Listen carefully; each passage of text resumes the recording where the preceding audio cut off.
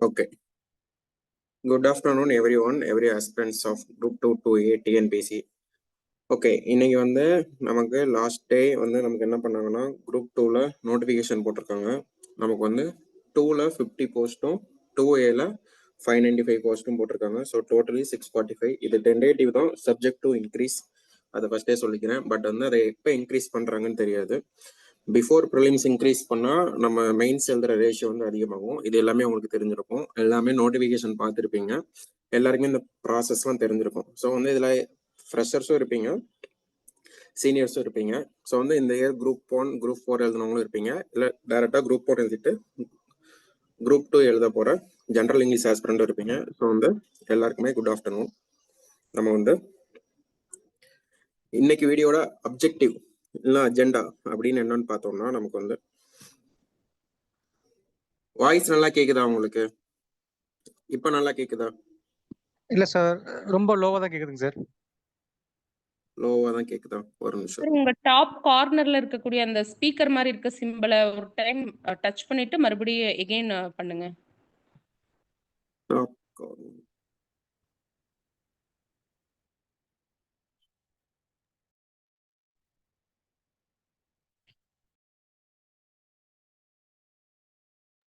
இப்ப பேசுங்க. இப்போ ஆடிபிளா இருக்கா? கரெக்டா இருக்கா? கரெக்டா இருக்கு. ஸ்டூடண்ட் உங்களுக்கு கரெக்டா இருக்குங்களா? Okay sir, thank you.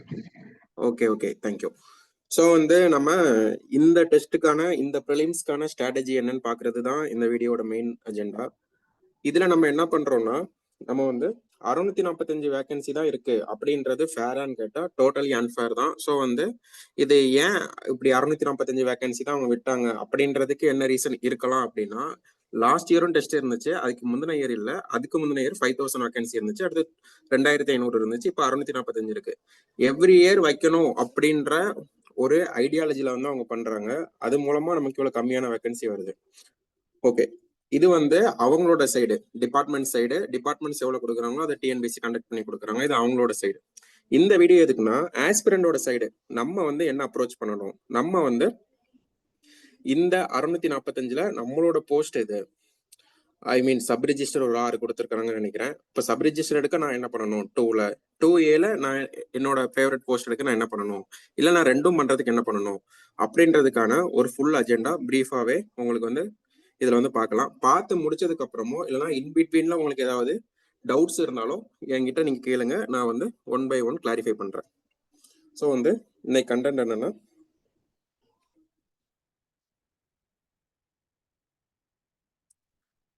ஸோ வந்து நமக்கு அவங்க எவ்வளோ வேகன்சி கொடுத்தாலும், எவ்வளோ டஃபா கொஸ்டின் செட் பண்ணாலும், தமிழ் இங்கிலீஷ் டிஸ்பாரிட்டிஸ் இருந்தாலும், அவங்க புக்கை தாண்டி வெளியில கேட்டாலுமே நமக்கு வந்து யாரோ ஒருத்தங்க, இப்போ ஒரு 10 lakh பீப்புள் எழுதுறோம்னா யாரோ ஒரு 645 பேருக்கு அந்த வேலையை எடுக்க தான் போறாங்க.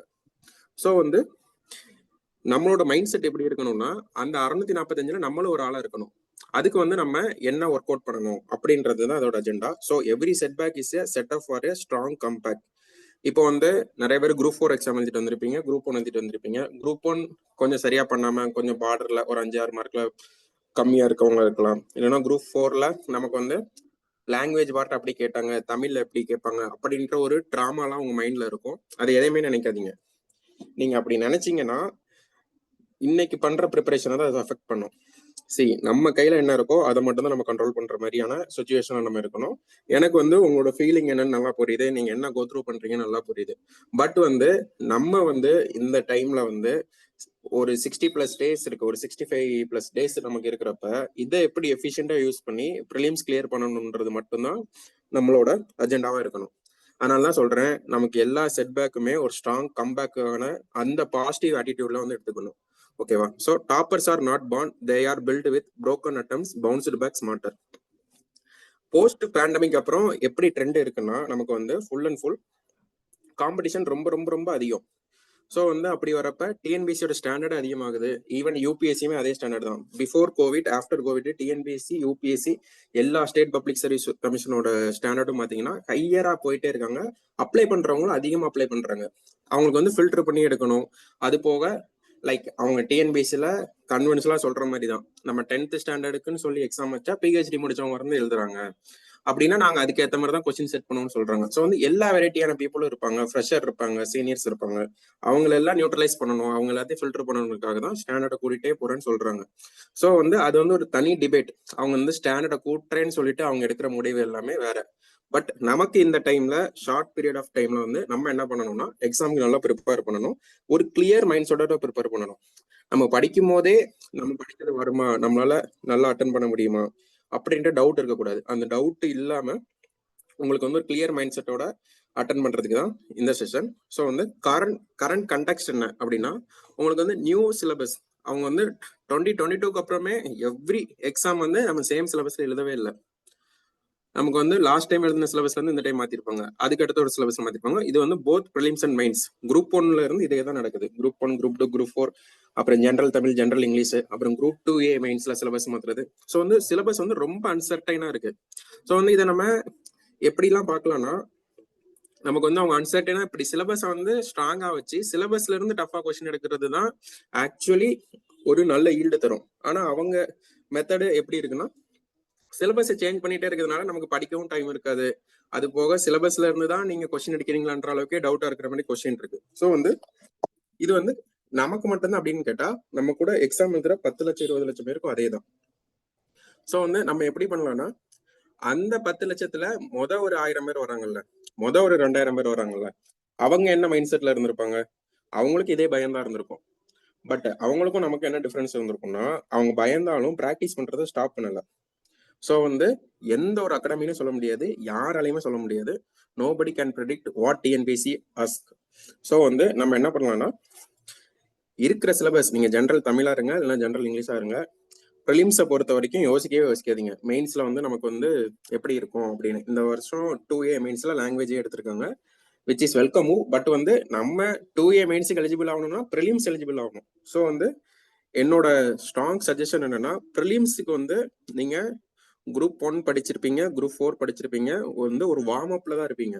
ஸோ வந்து இந்த வார்ம் அப் ஆன ஹீட்டை வந்து நோட்டிஃபிகேஷன் வந்து டவுன் ஆகாதீங்க, அதை அப்ஸ்கேல் பண்ணுங்க.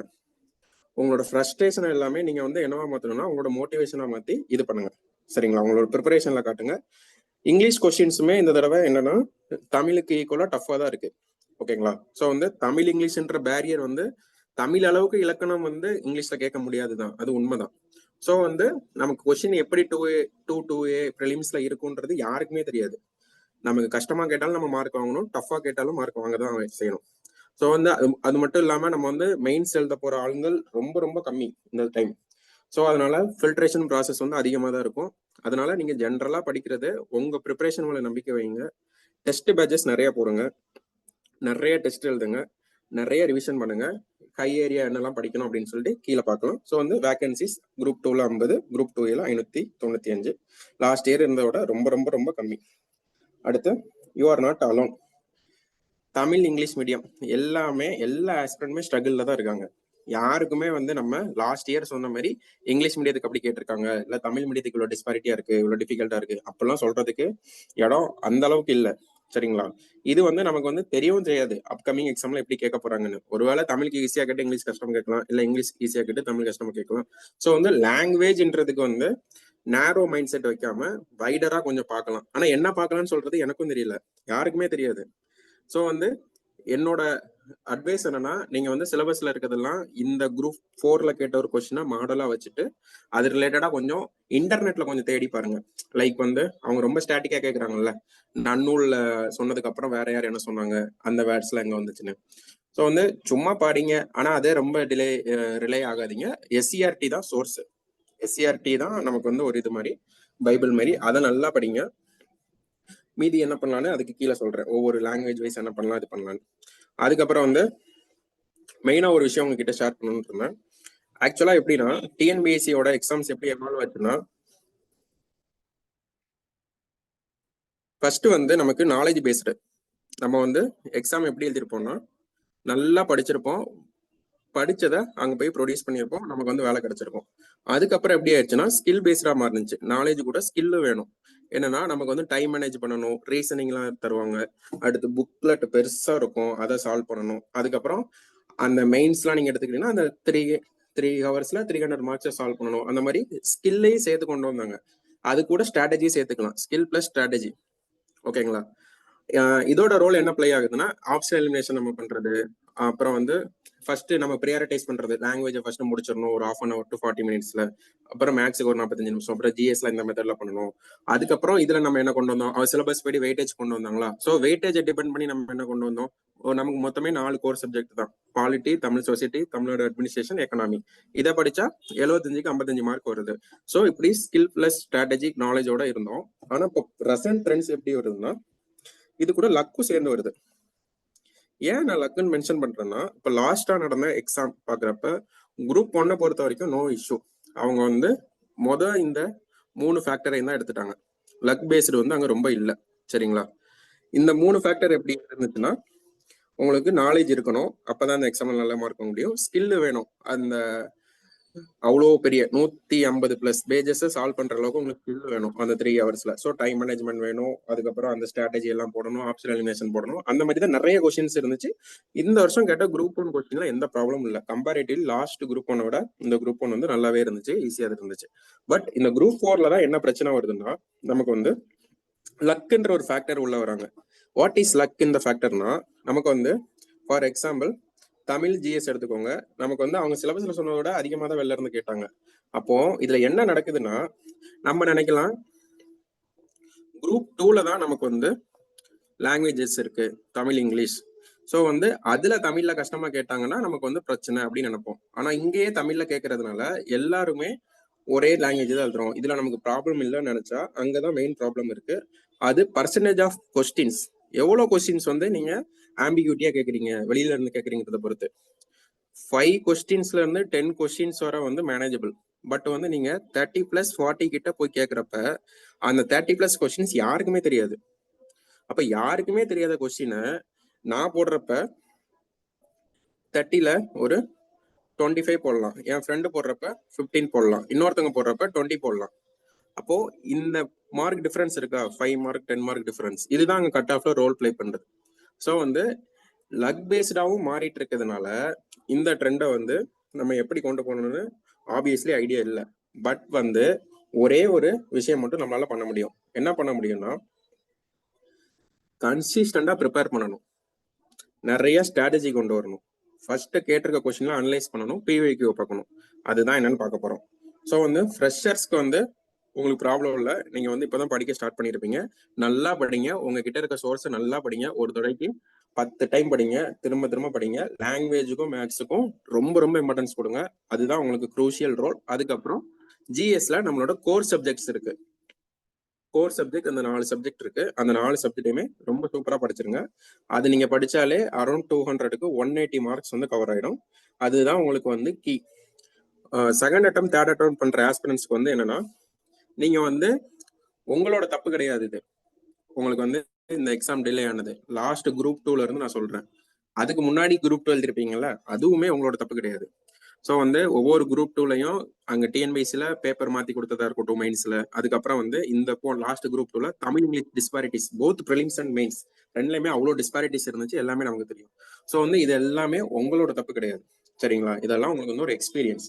இதை அந்த பாசிட்டிவ் கனோட்டேஷன்ல எடுங்க. சரிங்களா? எடுத்துட்டு உங்களோட மிஸ்டேக்ஸ் என்னெல்லாம் பண்ணிருப்பீங்க அப்படின்னு சொல்லிட்டு ஒரு அனலைஸ் பண்ணுங்க. லைக் வந்து லாஸ்ட் எக்ஸாம்ல நான் வந்து அதெல்லாம் உங்களோட காஸ்ட்லி மிஸ்டேக்கா இருக்கும். அதாவது இன்கரெக்ட்னு மேல கேட்டிருப்போம், ஆனா நம்ம கரெக்ட்னு ஆப்ஷன் போட்டிருப்போம். அடுத்து ஷேட் பண்றப்ப தப்பா பண்ணியிருப்போம். அதுக்கப்புறம் வந்து சில தீம்ஸை வந்து ரிவிஷன் பண்ணாமலே போயிருப்போம். ஸோ வந்து அந்த ரிவிஷன் பண்ண வேண்டியது, அப்புறம் டெஸ்ட் ப்ராக்டிஸ் பண்ண வேண்டியது, அதுக்கப்புறம் வந்து உங்களோட கோர் ஏரியாவை இன்னும் ஸ்ட்ராங் பண்ணணும். அவ்வளவுதான் நீங்க பண்ண வேண்டியது. உங்களோட மைண்ட்ல நீங்க என்ன லேர்ன் பண்ணணும்னா, நான் கன்சிஸ்டண்டா படிக்கணும் அப்படின்றத லேர்ன் பண்ணிக்கோங்க. என்ன அன்லேர்ன் பண்ணணும் அப்படின்னா, நான் பண்ண மிஸ்டேக்கையும் என்னோட கடந்த காலத்துல நடந்த அந்த ட்ராமாஸ். ஏன்னா ஃபர்ஸ்ட் அட்டம்ப்ட்ல ஓகே, செகண்ட் அட்டம்ப்ட்லயும் ஓகே, தேர்ட் அட்டம்ப்ட் ஃபோர்த் அட்டம்ப்ட்லாம் வரப்ப நம்மளோட ஃபேமிலி சுச்சுவேஷனும் ஒரே மாதிரி இருக்காது, நம்ம படிக்கிற என்வாரன்மெண்ட்டும் ஒரே மாதிரி இருக்காது. ஸோ வந்து பழச மனசுல நினைச்சிட்டு புதுசா நீங்க படிக்க உட்காராதீங்க. பழசை தூக்கி எறிங்க. பழசுல இருந்து வந்து எக்ஸ்பீரியன்ஸ் வந்து உங்களுக்கு ரொம்ப ரொம்ப கை கொடுக்கும். அதுதான் சீனியர்ஸ் இருக்க பெரிய அட்வான்டேஜ். சரிங்களா? அவங்க ஃப்ரெஷர்ஸ் வந்து 20 டெஸ்ட் போடுற இடத்துல நீங்க வந்து 40 டெஸ்ட் கூட போடலாம். ஏன்னா ஆல்ரெடி நீங்க எல்லாமே படிச்சுப்பீங்க, ஜஸ்ட் ரிவிஷன் பர்பஸ் மட்டும்தான் உங்களுக்கு இருக்கும்.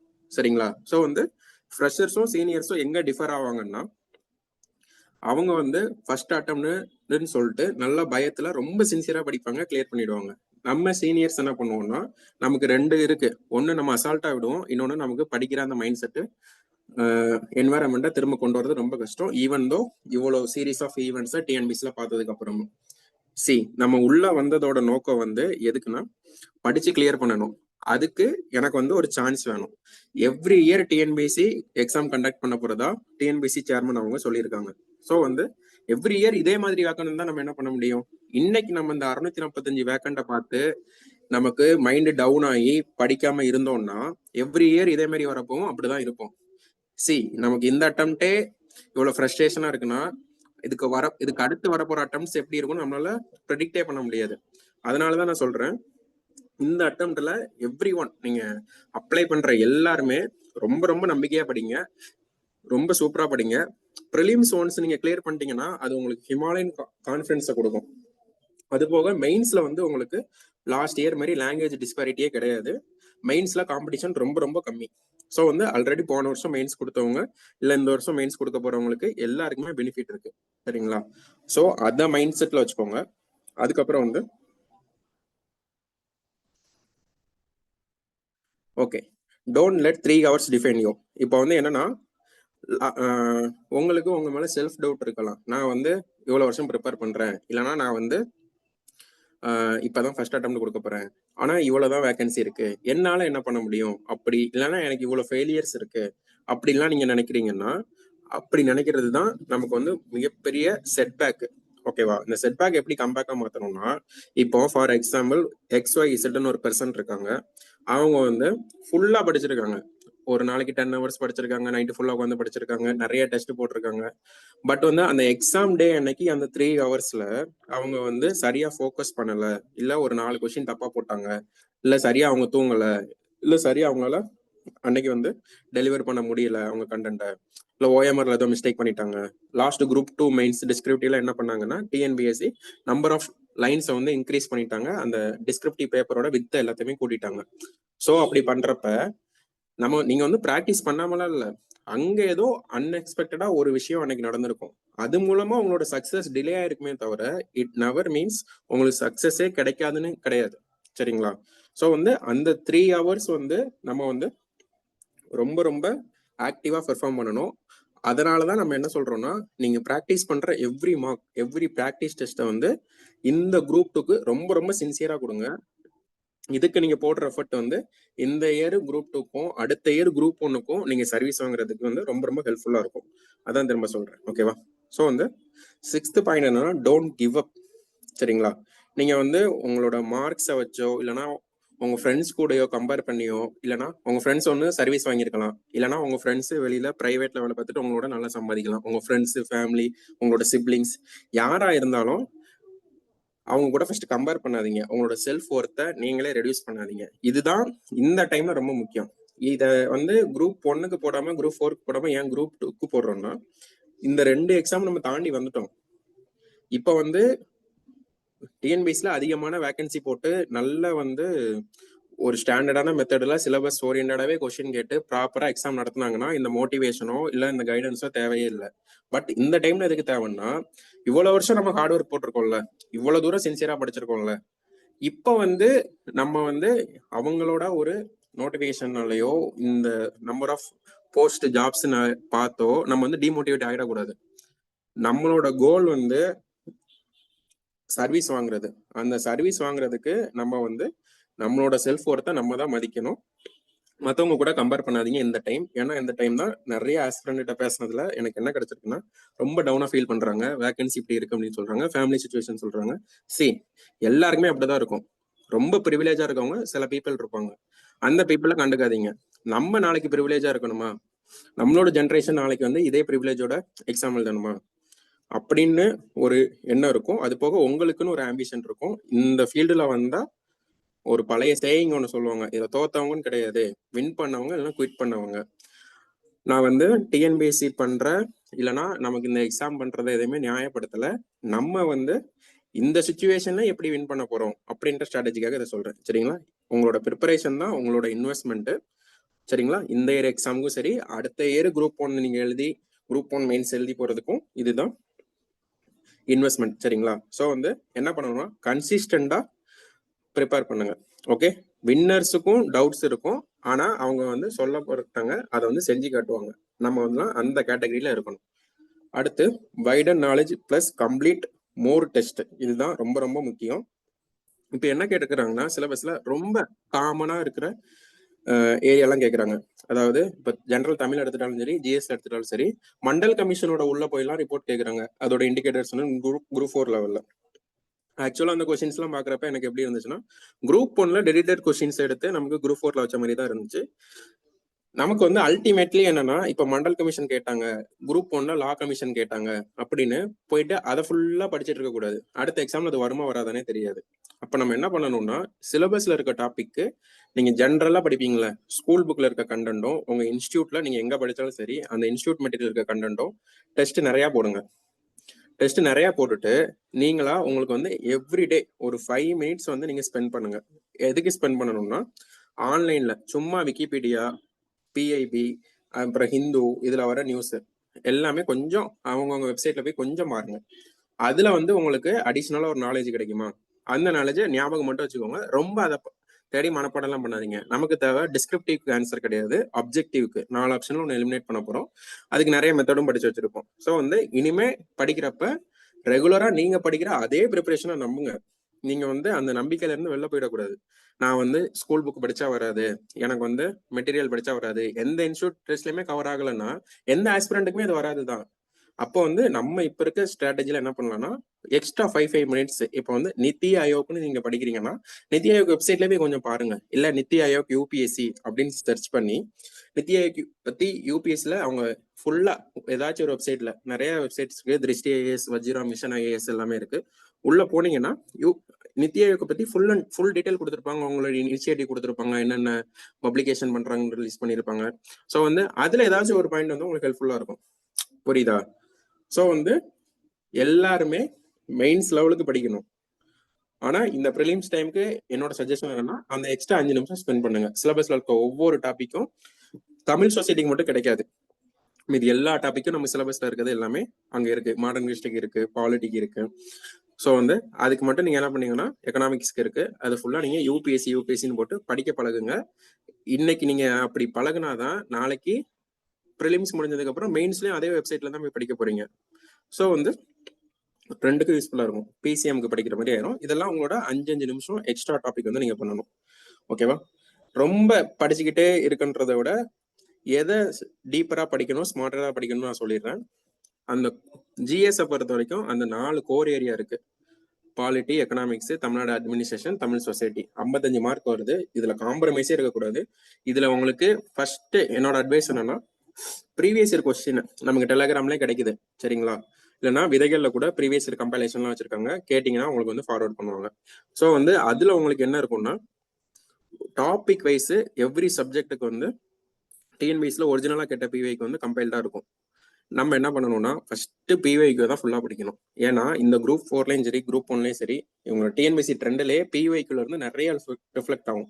ஸோ வந்து அந்த ஏரியாவை நம்ம விட்டுறக்கூடாது. பிவைக்கு படிச்சுட்டு அதுக்கப்புறம் அந்த 4 கோர் சப்ஜெக்ட் அதுல காம்ப்ரமைஸே பண்ணாம படிச்சு அந்த 4 கோர் சப்ஜெக்ட்ல நீங்க ஏதோ ஒரு அகாடமியா டெஸ்ட் பேட்ச் போடலாம், விதைகள்ல போடலாம், எங்கனாலும் படிங்க. அதுல ஃபர்ஸ்ட் டெஸ்ட் போட்டுட்டு அதுக்கப்புறம் இப்ப டெலகிராம்ல நிறைய டெஸ்ட் பேட்சஸ் எல்லாம் ஃப்ரீயா இருக்குல்ல, இல்லைன்னா நீங்க ஏஐ கூட யூஸ் பண்ணுங்க. சாட் ஜிபிடி, பைலட், அதுக்கப்புறம் வேற என்ன ஜெமினி அந்த மாதிரிலாம் இருக்குல்ல, பெர்ப்ளெக்சிட்டி, அதுல எல்லாம் போயிட்டு உங்களோட டாபிக்கை கொடுத்துட்டு எனக்கு இதுல இருந்து கொஸ்டின் எம்சிக்யூ எடுத்து கொடுன்னு கேட்டா அவன் எடுத்து தருவான். அதை வந்து சால்வ் பண்ணி பாருங்க. சரிங்களா? நமக்கு தேவை பிவைக்யூ பார்த்ததுக்கு அப்புறம் ஒரு இன்ஸ்டியூட் டெஸ்ட் டெஃபினட்டா போட்டிருக்கணும். அப்பதான் நமக்கு அந்த 3 hours ப்ராக்டிஸ் வரும். அதுக்கப்புறம் நம்ம என்ன பண்ணணும்னா, இந்த மாதிரி டெலிகிராம் சோர்சஸையும் ஏஐயும் யூஸ் பண்ணி படிக்கலாம். ஓகே? ஸோ வந்து 5 மினிட்ஸ் அண்டர்ஸ்டாண்டிங் வந்து ரொம்ப ரொம்ப முக்கியம். அடுத்து கோர் சப்ஜெக்ட், இதுதான் சொன்னேன். போத் ப்ரிலிம்ஸ் அண்ட் மெயின்ஸுக்கு இந்த 4 கோர் சப்ஜெக்ட்டுமே இருக்கு. சரிங்களா? இப்போ நீங்க படிக்கிற Tamil society, Indian economy, Tamil Nadu administration, polity, உங்களுக்கு அப்படியே நீங்க இந்த குரூப் 2ல சர்வீஸ் வாங்கணும், இல்ல குரூப் 1ல சர்வீஸ் வாங்கணும்னா இந்த 4 கோர் சப்ஜெக்ட் இல்லாம ப்ரிலிம்ஸ் கிளியர் பண்ண முடியாது, மெயின்ஸும் கிளியர் பண்ண முடியாது. ஸோ படிக்கும் போது நல்லா சூப்பரா படிங்க. இதுல 55க்கு 50+ நீங்க போட்டீங்கனாலே மேக்ஸ் ஓரளவுக்கு ஒரு 20+ மேக்ஸ்லாம் காம்ப்ரமைஸ் இல்லாமல் 23, 25 வரை வாங்கலாம். வாங்கிட்டு லாங்குவேஜ் நமக்கு எப்படி கேட்பாங்கன்னு தெரியாது. ஸோ நம்மளோட ஃபுல் எய்மே எங்க இருக்கணும்னா லாங்குவேஜுக்கு கொடுக்குற இம்பார்ட்டன்ஸ் இந்த 4 கோர் சப்ஜெக்ட் ப்ளஸ் மேக்ஸுக்கு இருக்கணும். நீங்க அது கொடுக்குறப்போ வந்து உங்களுக்கு என்ன கிடைக்கும்னா ஒரு ஸ்ட்ராங்கான ஃபவுண்டேஷன் கிடைக்கும். அந்த ஃபவுண்டேஷனை வச்சு அவங்களால ஈஸியாக ப்ரிலிம்ஸ் கிளியர் பண்ண முடியும். இதுதான் ஸ்ட்ராட்டஜி. ஸோ வந்து அதை நல்லா ஃபாலோ பண்ணிக்கோங்க. ஸோ வந்து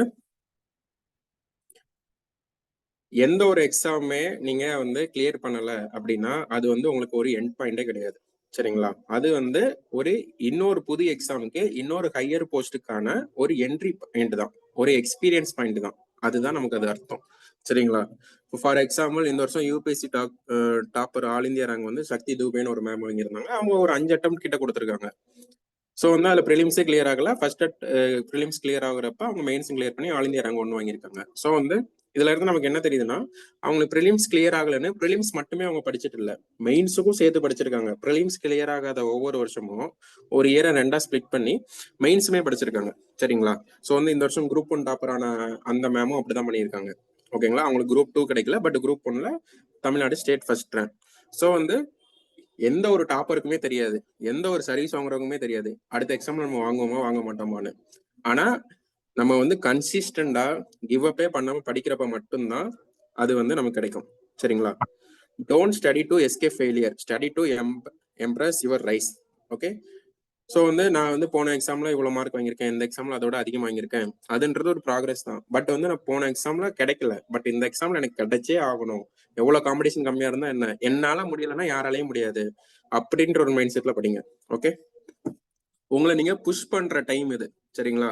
நீங்க வந்து டெய்லி ஒரு நாளைக்கு உங்களால தமிழ்ல ஒரு 100 பேஜ் படிக்க முடியும்னா இன்னும் வந்து 150 பேஜ் படிங்க. உங்களை நீங்க புஷ் பண்ணா வேற யாருமே பண்ண மாட்டாங்க.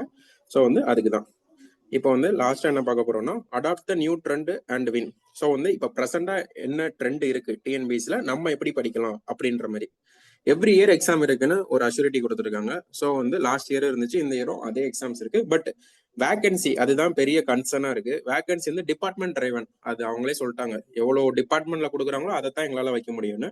ஸோ வந்து இதுல பாசிட்டிவ் இருக்கு, பிளஸும் இருக்கு. ஏன்னா நம்ம வந்து ஒரு 3 இயர்ஸ் 4 இயர்ஸ் இல்லை 2 இயர்ஸ் வரை வெயிட் பண்ண வேணாம். அது வந்து ஒரு பாசிட்டிவ். பட் வந்து ஒரே இயர்ல வச்சிடுறாங்க.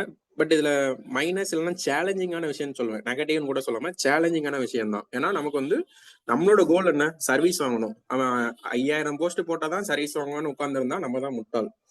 பிராக்டிகலி ஸ்பீக்கிங் நம்மளால முடியும், நம்மளால படிச்சா சர்வீஸ் வாங்க முடியும் அப்படின்ற மைண்ட் செட்ல தான் இருக்கணும். நம்ம வாங்கினா இன்னொருத்த வாங்க தான் போறோம். ஸோ வந்து நம்ம என்ன பண்ணணும்னா வேகன்சி எப்பவுமே டிபார்ட்மெண்ட் டிரைவன் தான்.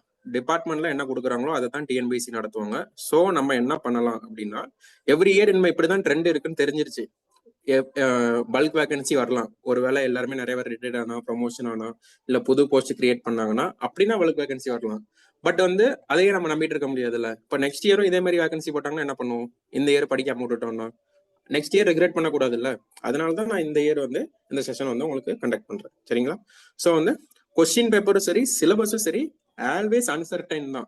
நீங்க வந்து ஒரு எக்ஸாம் கொஸ்டின் பேப்பரை வச்சு இதுக்கு முன்னாடி இந்த ட்ரெண்ட் மாதிரி நான் இதை மாதிரியே படிச்சு பாஸ் பண்ணிடுவேன் அப்படிலாம் எதுவுமே கிடையாது.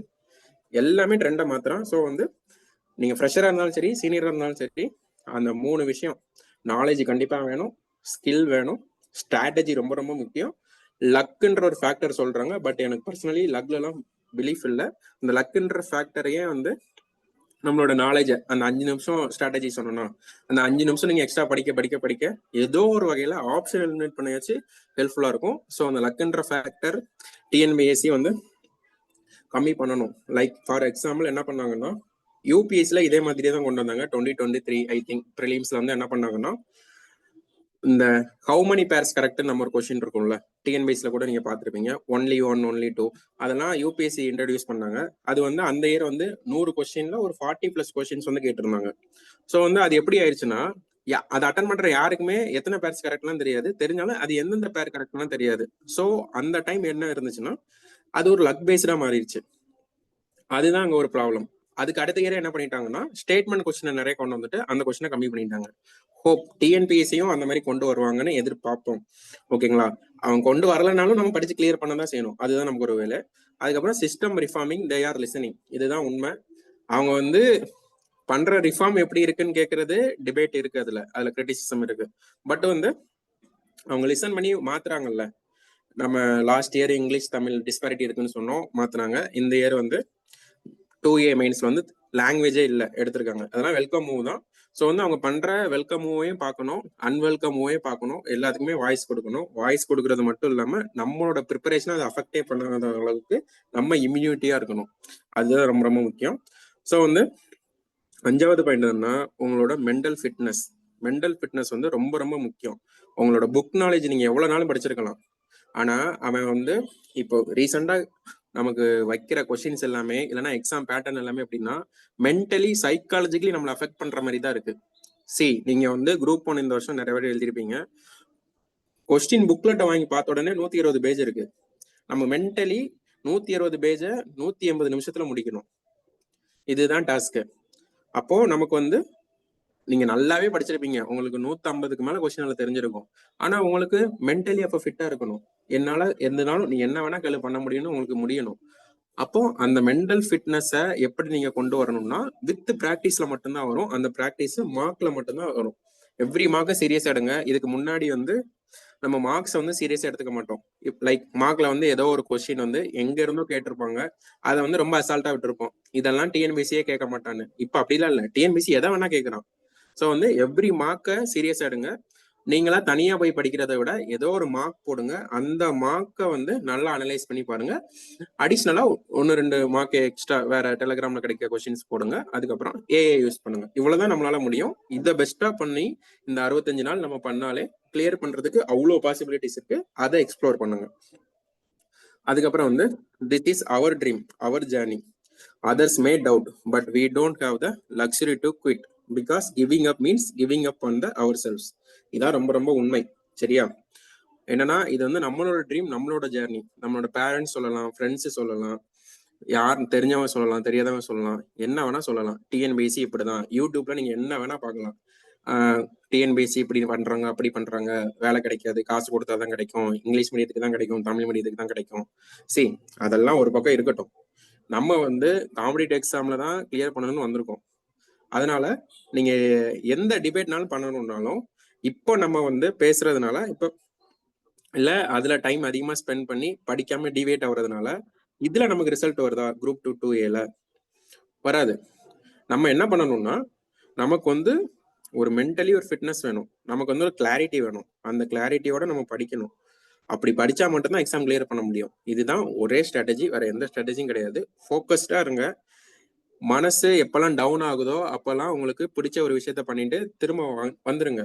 சரிங்களா? ஃப்ரெண்ட்ஸோட வெளில போறதா இருக்கட்டும், ஒரு மூவி பாக்குறதா இருக்கட்டும், போயிட்டு திரும்ப வந்து மறுபடியும் உட்கார்ந்து படிங்க. திரும்ப திரும்ப படிக்கிறது, நிறைய டெஸ்ட் போடுறது மட்டும்தான் ஒன்லி கீ டு கிளியர். சரிங்களா? மத்தவங்க சொல்றத கண்டுக்காதீங்க. நெகட்டிவா யார் என்ன சொன்னாலும் ஏத்துக்காதீங்க.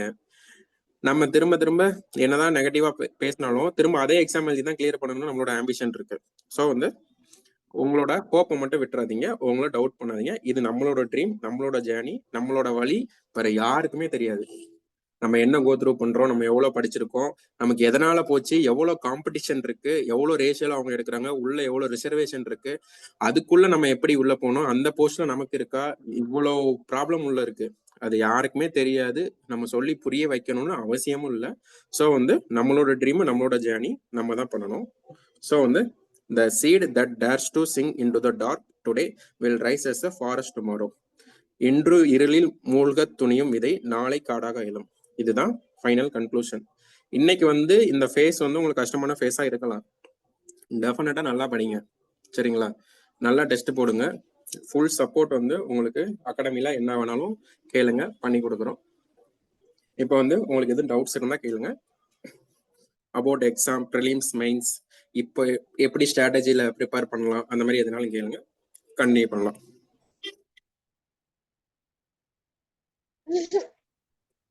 சார் சொல்லுங்க சார். சார் இப்போ ஆப்டிடியூட்ல பார்த்தோன்னா அந்த ரீசனிங் சம்ஸ்லாம் எங்கேருந்து எந்த புக்லங்க சார் பார்க்குறேங்க சார்? ஸ்கூல் புக்லாம் பார்த்தீங்கன்னா கம்மியாக தான் இருக்குங்க சார். அதுக்கெல்லாம் எங்கேருந்து பார்த்தா சோர்ஸ் கரெக்டாக இருக்குங்க சார்? ஓகே, ரீசனிங் வந்து நான் சோர்ஸ் சொல்லிடுறேன். ரீசனிங் வந்து மோஸ்ட்லி ப்ரீவியஸ் இயர் கொஸ்டின் பாருங்க. உங்களுக்கு வந்து 2020க்கு அப்புறம் எஸ்பெஷலி 2022க்கு அப்புறம் வந்த டிஎன்பிஎஸ்சி கொஸ்டின்ஸ் மட்டும் நீங்க எடுத்து அதுல இருக்க ரீசனிங்கை சால்வ் பண்ணாலே உங்களுக்கு வந்து எல்லா டைப் ஆஃப் சம்ஸுமே கேட்டான் ரீசனிங்ல. ஈவன் நமக்கு வந்து இப்போ குரூப் 4ல கேட்ட ரீசனிங் சம் உட்பட எல்லாமே அதுக்கு ஒரு மாடல் வந்து டெம்ப்ளேட்டா இருக்கு. ஒன்னு ரெஃபரன்ஸுக்கு சால்வ் பண்றதுக்கு அந்த சம் வச்சுக்கோங்க. அப்புறம் இன்டர்நெட்ல நீங்க யூடியூப்ல போனா நமக்கு எய்ம்டிஎன் சேனலே நிறைய போட்டிருக்காங்க, சரிங்களா? ஸோ வந்து நீங்க ஃப்ரீ சோர்ஸா வெளியில படிக்கணும் அப்படின்னா ப்ரீவியஸ் இயர் கொஸ்டின் டவுன்லோட் பண்ணி பார்த்துக்கோங்க. அதுக்கப்புறம் வந்து இதுல பாத்துக்கோங்க, எய்ம்டிஎன் சேனல்ல பாத்துக்கோங்க. இந்த ரெண்டுமே மோர் தென் எனஃப் தான். ஏன்னா ரீசனிங் 10 மார்க் நமக்கு சொல்றாங்க, பட் வந்து 4 மார்க்ல கேட்கறாங்க, 7 மார்க்ல கேட்கறாங்க, ஆப்டி தான் அதிகமா கேட்கறாங்க. ஸோ வந்து ரீசனிங்கை பத்தி நிறைய ஒரி பண்ண தேவையில்ல. பட் வந்து டெய்லி ஒரு 5 சம்மாவது ரீசனிங்ல நீங்க சால்வ் பண்ணி தான் ஆகணும். டெய்லி 25 சம்ஸ் நீங்க மேக்ஸ்ல போட்டுதான் ஆகணும். அதுல மினிமம் 5 சம் ரீசனிங்கா இருக்கணும். அது நீங்க ஒன்னு பிவிக்கு வைஸ் சால்வ் பண்ணுங்க, இல்ல ஸ்கூல் புக் வைஸ் சால்வ் பண்ணுங்க, இல்ல அகாடமி மெட்டீரியல் வைஸ் சால்வ் பண்ணுங்க. ஆனா டெய்லி 25 சம்ஸ் வந்து கட்டாயம் இந்த 65 நாளும் பண்ணணும். வேற ஏதாவது டவுட்?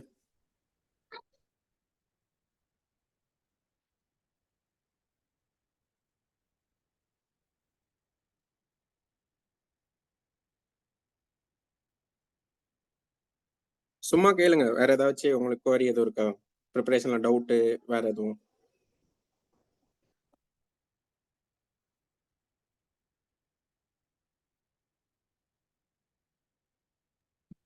சார் இன்னொரு டவுட்டுங்க சார். இப்ப yes. சில கொஸ்டின்ஸ்லாம் பாத்தீங்கன்னா வந்து அவங்க கொடுக்குற அந்த பாலிசி நோட்ல தான் டீப்பா கேட்கறாங்க சார். இப்போ எக்ஸாம்பிள் எக்கனாமிக், தமிழ் அட்மினிஸ்ட்ரேட்லாம் பாத்தீங்கன்னா அந்த அந்த ஸ்கீமை பத்திலாம் பாத்தீங்கன்னா டீப்பா வந்து அந்த பாலிசி நோட்ல இருந்து எடுக்கிறாங்க. அந்த பாலிசி நோட் நம்ம எங்க சார் டவுன்லோட் பண்ணி பாக்குறோங்க சார்? எப்படி ஈஸியா அதை எடுக்கிறது நம்ம? ஓகே, பாலிசி நோட்டோட தாக்கம் வந்து நமக்கு எக்ஸாம்ல ரிஃப்ளெக்ட் ஆகுதானா? எஸ் ஆகுது. பாலிசி நோட்டு மட்டும் இல்ல, தமிழ் அரசுன்னு ஒரு மேகசின் வந்து தமிழ்நாடு கவர்மெண்ட் எவ்ரி மந்த் வந்து ரிலீஸ் பண்ணுவாங்க. இந்த ரெண்டும் வந்து நம்ம தமிழ்நாடு அட்மினிஸ்ட்ரேஷனுக்கு சோர்ஸா வச்சுக்கலாம் for current affairs. So policy note வந்து நமக்கு வந்து எங்க இருக்கும்னா தமிழ்நாடு ரெஸ்பெக்ட் டிபார்ட்மெண்ட்ல இருக்கும். நீங்க சும்மா கூகுள்ல போயிட்டு தமிழ்நாடு பாலிசி நோட் 2025 2026 போட்டாலே வரும். ஆனா என்னோட சஜஷன் என்னன்னா, அதுல வந்து என்ன மேட்டர் இருக்கும்னா ஒவ்வொரு டிபார்ட்மெண்ட்டுக்கும் பாலிசி நோட்டு 200-300 பேஜ் இருக்கும். அதை ஃபுல்லா நம்ம உட்காந்து படிக்கிறதுக்கு டைம் இருக்குமான்னு கேட்டா இருக்காது. அதனால பெட்டர் என்ன பண்ணலாம்னா நெக்ஸ்ட் 60 டேஸ்ல ஒவ்வொரு டிபார்ட்மெண்ட்ல இருக்க பாலிசி நோட்ஸ்ல இருக்க இம்பார்ட்டன்ட் பாயிண்ட்ஸ் வந்து நானே ஒன்று இங்க வீடியோவா போட ட்ரை பண்றேன். அப்படி இல்லைன்னா நீங்க டெலகிராம்ல இருந்தீங்கன்னா டெலகிராம்ல பாலிசி நோட்டு ஜிஸ்ட்னு போட்டீங்கனாலே நிறைய அகாடமிஸ், நிறைய ஸ்டூடெண்ட்ஸ், நிறைய பேர் பாலிசி நோட்டில் இருக்க இம்பார்ட்டன்ட் ஸ்கீம்ஸை ஃபுல்லாவே எடுத்து எக்ஸாம் பாயிண்ட் ஆஃப் வியூல போட்டிருக்காங்க. நம்ம அது படிச்சா போதுமானது. தமிழரசும் அதே தான், சரிங்களா? ஸோ பாலிசி நோட் எந்த அளவு முக்கியமோ தமிழரசு ரொம்ப ரொம்ப முக்கியம். எஸ்பெஷலி குரூப் 2A ரொம்ப முக்கியம். பாலிசி நோட்டு தமிழரசுலாம் கரண்ட் அஃபேர்ஸ் படிக்கிற மாதிரி அப்படியே படிச்சு முடிச்சிடுங்க. அதுக்கு தனியா ரொம்ப டைம் ஸ்பெண்ட் பண்ண வேணாம். அதுக்கு பாலிசி நோட்ஸுக்கு என்னன்னு சொல்லிட்டு நான் உங்களுக்கு வந்து விதைகள் குரூப்ல வந்து அப்டேட் பண்றேன். ஒருவேளை ஜிஸ்ட் ரெடி பண்ண முடிஞ்சா மொத்தமா கம்பைல்டா இம்பார்ட்டன்டான ஒரு 10-20 டிபார்ட்மெண்ட்டுக்கு இந்த இயர்ல என்னெல்லாம் முக்கியமான டேட்டா இருக்கு, ஸ்கீம் இருக்குன்னு சொல்லி குரூப்ல அப்டேட் பண்ணிடுறேன். அதை ஒரு இது மாதிரி உங்களுக்கு டைம் கிடைக்கும் போதெல்லாம் சும்மா எடுத்து பாருங்க, என்ன ஸ்கீம் சொல்லியிருக்காங்க, அந்த ஸ்கீமோட அப்ஜெக்டிவ் என்னன்னு பாருங்க. அதுவே போதுமானதுதான். தமிழரசுக்கும் அதே மாதிரி ப்ரொவைட் பண்ணிடலாம். General Tamil or general English so confusing. நீங்க வந்து ஆக்சுவலி ஒரு ஃப்ரெஷரா எக்ஸ்பீரியன்ஸ்லாம் தெரியல. ஆல்ரெடி நீங்க என்ன எக்ஸாம் என்ன லாங்குவேஜ்ல எழுதிட்டு இருந்தீங்களோ அதுவே போகலாம், தப்பு இல்லை. நீங்க வந்து ஜென்ரல் இங்கிலீஷ்க்குமே ஆக்சுவலி எப்படி இருக்குன்னா புது சிலபஸ் வந்து ஜென்ரல் தமிழுக்கு ஓரளவு ஈக்குவலா தான் இருக்கு. அப்படின்றப்ப வந்து நமக்கு ஜிஎஸ் தான் டிசைடிங் ஃபேக்டரா இருக்கும் அப்படின்னு தான் நினைக்கிறேன். அப்படி நீங்க எதுவா இருந்தாலுமே ஜிஎஸ்ல வந்து காம்ப்ரமைஸ் பண்ணாம எக்ஸ்ட்ரா மார்க் உங்களுக்கு ட்ரை பண்ணணும். ஜென்ரல் தமிழ், ஜென்ரல் இங்கிலீஷ் வந்து உங்களோட லாங்குவேஜ் ப்ரிஃபரன்ஸ் தான். ரெண்டு சிலபஸுமே எடுத்து அனலைஸ் பண்ணி பாருங்க. பொதுவா சொல்லிட முடியாது. இதுக்கு முன்னாடியாச்சும் என்ன சொல்லலாம்னா இங்கிலீஷ் வந்து ஈஸியா இருக்கும், தமிழ் வந்து கம்பேரிட்டிவ்லி டஃபா இருக்கும், அதனால வந்து தமிழ் படிக்காதீங்க, இங்கிலீஷ் படிங்கன்னு கூட சொல்லலாம். இப்போ ரெண்டு சிலபஸுமே ஓரளவு மாத்திட்டாங்க. இந்த குரூப் 4ல பிசிக்கலி சேலஞ்சடுக்கு வந்து ஒரு டெஸ்ட் வந்து நடந்திருக்கு. அதுல ஜென்ரல் இங்கிலீஷ் தான் இருக்கு. நீங்க அந்த கொஸ்டின் எடுத்து பாருங்க, இதையும் பாருங்க. யூடியூப்ல பாத்தீங்கன்னா நிறைய பேர் வந்து வீடியோ போட்டிருக்காங்க ஜென்ரல் இங்கிலீஷ் அனலைசிஸ்னு. பார்த்துட்டு முடிவு பண்ணுங்க. எது படிச்சாலும் லாங்குவேஜுக்கு வந்து ரொம்ப டைம் கொடுத்து படிங்க. ஏன்னா 100 மார்க் அதான் வெயிட்டேஜ்.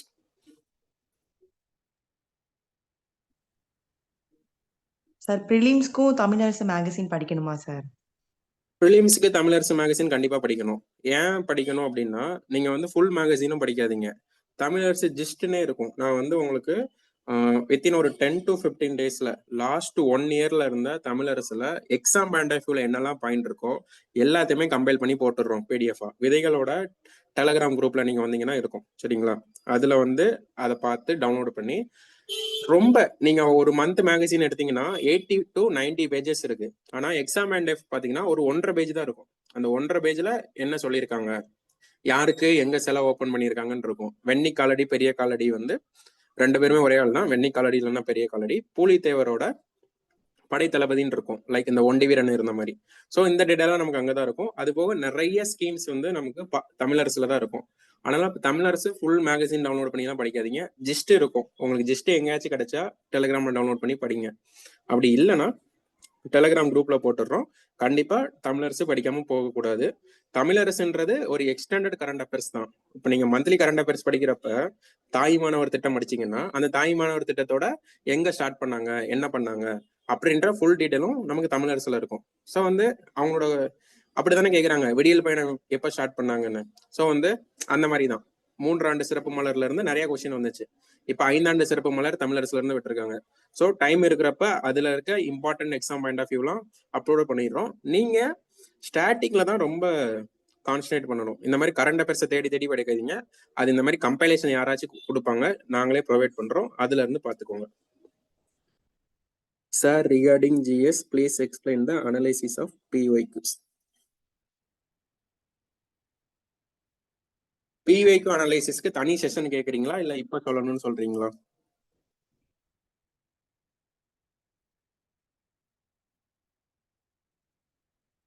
ஓகே, PYQ அனலைசிஸ் வந்து ஜிஎஸ்ல வந்து நீங்க என்ன பண்ணணும்னா, பேசிக்லி நீங்க கேட்கறத நான் எப்படி புரிஞ்சுக்கிறேன்னா, எந்த மாதிரி படிக்கணும் இல்லைன்னா அதை எப்படி PYQ அப்ரோச் பண்ணணும்னு கேட்கறத நான் புரிஞ்சுக்கிறேன். அதுக்கு பதில் சொல்றேன்.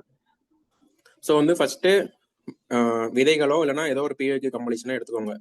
விதைகள்ல இருக்கும். நீங்க என்ன பண்ணலாம் அப்படின்னா, டைரக்டா ஃபர்ஸ்ட் நமக்கு அந்த 4 கோர் சப்ஜெக்ட் தான், அதுல இருந்து டிவைடே ஆகக்கூடாது. நான் போயிட்டு ஃபர்ஸ்ட் சயின்ஸ் படிக்கிறேன், ஜியாகிரபி படிக்கிறேன், அந்த வேலையே வேணும். எடுத்த உடனே பாலிட்டி படிங்க, இல்ல economics, Tamil Nadu administration, Tamil society, இவ்வளவுதான் நீங்க படிக்கணும். எடுத்த உடனே எடுங்க, உங்க சிலபஸை கையில வச்சுக்கோங்க. நீங்க வந்து ஏதாச்சும் ஒரு டெஸ்ட் போட்டுட்டு இருந்தீங்க அப்படின்னா அந்த டெஸ்ட்டுக்கு இப்போ for example preamble, salient features, அதுக்கப்புறம் வந்து ஒவ்வொரு டாபிக்கா இருக்கும்ல, சிட்டிசன்ஷிப், யூனியன் டெரிட்டரிஸ் அப்படின்னு இருக்கிறப்ப அதோட PYQ first A to Z பாருங்க. உங்களுக்கு மோஸ்ட்லி புது கொஸ்டின் அவங்களால ஜென்ரேட்டே பண்ண முடியாது. ஓகேவா? 90% புது கொஸ்டின் வராது. எல்லா எக்ஸாம்லயும் ஒரு 10% தான் அதே டாபிக் இல்லாம புதுசா ஜென்ரேட் பண்றாங்க. ஸோ வந்து PYQ கம்ப்ளீட்டா பாருங்க. எந்த மாடல்ல கேட்கறான்னு நமக்கு தெரியணும். ஃபார் எக்ஸாம்பிள் ப்ரியாம்பிள்க்குன்னு ஒரு ட்ரெண்ட் இருக்கு. ப்ரியாம்பிளை வச்சு மட்டும் நான் உங்களுக்கு ஒரு எக்ஸாம்பிள் கொடுக்குறேன். அந்த கேசஸ் வந்து மேட்ச் த ஃபாலோயிங்ல கேட்போம். அந்த Berubari union case, Kesavananda Bharati case, LIC case, இல்லைன்னா அந்த கேசஸை கொடுத்துட்டு அந்த கரெக்ட் பேரா இன்கரெக்ட் பேரான்னு கேட்பான். அதாவது இன்டகிரல் பார்ட்னு இதுல சொன்னாங்க, பார்ட்னு இதுல சொன்னாங்க அப்படின்ற ஒரு ட்ரெண்ட் இருக்கு. அதுக்கப்புறம் அந்த sovereign, socialist, secular, democratic, republic, அந்த ஆர்டர் என்னன்னு கேட்போம். அதுக்கப்புறம் பிரியாம்பிள் அவங்களுக்கு ஃபேவரட்டான ஏரியா என்னன்னா எந்த அமெண்ட்மெண்ட்ல அதை கொண்டு வந்தாங்க அதை கேட்போம். அதுக்கப்புறம் என்ன கேட்கறான்னா, அந்த ஒவ்வொருத்தரும் சொல்லியிருப்பாங்களே, ஐடி கார்டுனா பல்கிவாலா, ஹாரோஸ்கோப்னா முன்ஷி, அந்த ஒரு டேம் வந்து எப்படி கேட்குறாங்கன்னா மேட்ச் த ஃபாலோயிங்ல கேட்குறாங்க. அதுக்கப்புறம் டைரக்டாவே கேட்குறாங்க. ஸோ ஃபண்டமெண்டல் ரைட்ஸை வந்து கவசம், ஷீல்டுன்னு சொன்னது யாருன்னா பதஞ்சலி. அப்படின்றப்ப வந்து இதெல்லாம் நமக்கு வந்து ஸ்கூல் புக்ல இருக்காது, எங்கேயுமே இருக்காது. PYQ பார்க்கும்போது தெரியும். ஸோ PYQ பார்த்து பார்த்துக்கணும். PYQல நம்ம பார்க்குறப்ப நமக்கு என்ன தெரியும்னா, அவன் ப்ரியாம்பிள்னு சென்டர் ஸ்டேட் ரிலேஷன்ஷிப்னு அவ்வளோ பெரிய டாபிக் இருக்கு. அதுல அவன் கமிட்டி கேட்பான், ஆர்டிகல் கேட்கறான், அந்த மாதிரி தான் கேட்கறான். ஸோ வந்து அவ்வளோ பெரிய ஏரியா நான் படிக்கிறேன், அதுல எனக்கு எது கொஸ்டினா வருது அப்படின்னு பாக்குறப்ப வெரி ஃபியூ தான் இருக்கும். அவன் அந்த 42nd அமெண்ட்மெண்ட் தான் திரும்ப திரும்ப கேட்பான். ஸோ வந்து நம்ம என்ன பண்ணணும்னா, PYQ பாக்குறப்ப கொஸ்டின் மாடல் என்ன வருது, எந்த ஏரியால இருந்து வருது, அதை நல்லா படிச்சா அதுவே மோர் தேன் எனஃப். அதுக்கப்புறம் வந்து என்ன கேட்டிருக்கீங்க, மெயின்ஸ் இங்கிலீஷ்ல பண்ணாதான் ஸ்கோர் பண்ண முடியுமா சார்? ஸோ வந்து நீங்க வந்து டிஸ்கிரிப்டிவ் மெயின்ஸ் கேட்குறீங்க. டிஸ்கிரிப்டிவ் மெயின்ஸுக்குமே என்னன்னா டிஎன்பிஎஸ்சியோட கவனத்துக்கு அதை கொண்டு போயிருக்காங்க. என்னன்னா number of students, English medium students அதிகமாக தான் கிளியர் பண்றாங்க, அதான் உண்மை. பட் வந்து தமிழ்லையும் ஸ்டேட் ரேங்க் வாங்குறாங்க, எல்லாமே பண்றாங்க. இதுல வந்து எப்படி சொல்லணும்னா பெர்சன் டிபெண்ட் தான். என்னன்னா வந்து தமிழ் மீடியத்துக்கு காமனா ஒன்று சொல்லணும்னா நீங்க வந்து நிறைய எஃபர்ட் பண்ணணும். நிறைய சோர்சஸ் வந்து இங்கிலீஷ்ல தான் இருக்கும். நம்ம அந்த இங்கிலீஷ் சோர்சஸ் எல்லாம் தமிழ்ல கன்வெர்ட் பண்ணணும். நமக்கு காமனா நம்ம ஒரு அகாடமில வாங்குற மெட்டீரியலை தாண்டி வேல்யூ அடிஷன் வந்து இங்கிலீஷ் மீடியம் பண்ணுவாங்க, தமிழ் மீடியம் ரொம்ப அதிகமா பண்ணணும்.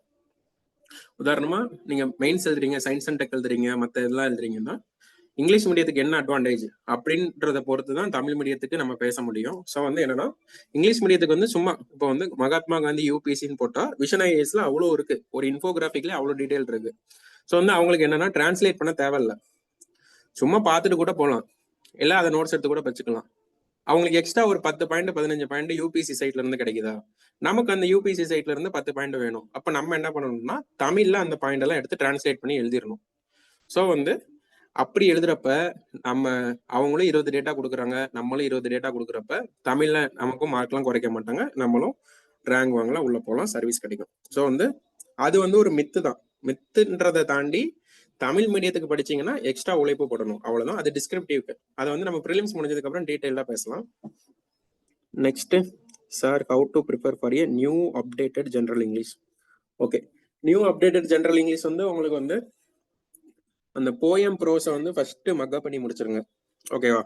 அந்த ஒரு 59 என்டைட்டி வரும்னு நினைக்கிறேன். அந்த 59மே ரொம்ப நல்லா மக்கப் பண்ணிருங்க. டெய்லி வந்து அதுக்குன்னு ஒரு 1 hour ஒதுக்கிக்கோங்க. ஃபர்ஸ்ட் அதை மக்கப் பண்ணி முடிச்சிட்டிங்கன்னா நமக்கு வந்து அதில் 15 out of 15 வாங்கவே அவ்வளோ சான்சஸ் இருக்கு. அதுக்கப்புறம் கிராமட்டிக்கல் பார்ட்ல நியூ ட்ரெண்ட் இப்போ என்ன இருக்குன்னா, அவங்க வந்து அனலைட்டிக்கலா கேட்குறாங்க. அனலைட்டிக்கல்னா இதுக்கு முன்னாடி ஜென்ரல் தமிழ் ஸ்டூடெண்ட்ஸ் அப்படிதான் பண்ணிட்டு இருந்தாங்க.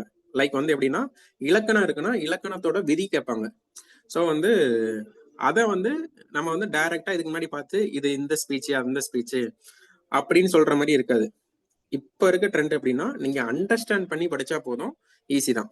சரிங்களா? ஸோ வந்து ஜென்ரல் இங்கிலீஷை அப்டேட்டட் ஜென்ரல் இங்கிலீஷை நீங்க படிக்கிறப்ப மக்கப் பண்ண வேண்டிய வேலைகளும் இருக்கு, அண்டர்ஸ்டாண்டிங் இருக்கு, ரெண்டுக்கும் ஈக்குவல் இம்பார்ட்டன்ஸ் தான். ஸோ வந்து இதுக்கு முன்னாடி நீங்க எக்ஸ்பீரியன்ஸ்டா இருந்தாலும் சரி, ஃப்ரெஷரா இருந்தாலும் சரி, நல்லா அண்டர்ஸ்டாண்ட் பண்ணுங்க. கிராமரை வெரி பேசிக்ல இருந்து அண்டர்ஸ்டாண்ட் பண்ணுங்க.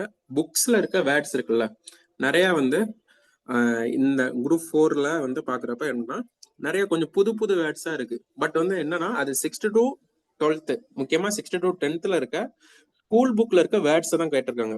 ஸோ வந்து புக்ல உங்களுக்கு வந்து ஒரு புது வேர்டு தெரியுது அப்படின்னா அந்த வேர்டை ஃபர்ஸ்ட் வந்து என்னன்னு கூகுள் பண்ணி அண்டர்ஸ்டாண்ட் பண்ணிக்கோங்க. அந்த வேர்டுக்கு மீனிங் உங்களுக்கு தெரியணும். அப்படி தெரிஞ்சாலே போதும், மோஸ்ட்லி உங்களுக்கு கிளியர் பண்ணிடலாம். ரொம்ப ரொம்ப முக்கியம் ப்ராக்டிஸ் ப்ராக்டிஸ் ப்ராக்டிஸ் ப்ராக்டிஸ். எவ்வளோ ப்ராக்டிஸ் எடுக்கிறீங்களோ அவ்வளோ கிராமர் நல்லா வரும். தமிழுக்கும் இதே தான், நல்லா வந்து ப்ராக்டிஸ் பண்ணுங்க. ஒவ்வொரு வார்த்தையும் நீங்க டெஸ்ட் பேஜ்ல பாக்குறதுக்கும் தேடுங்க.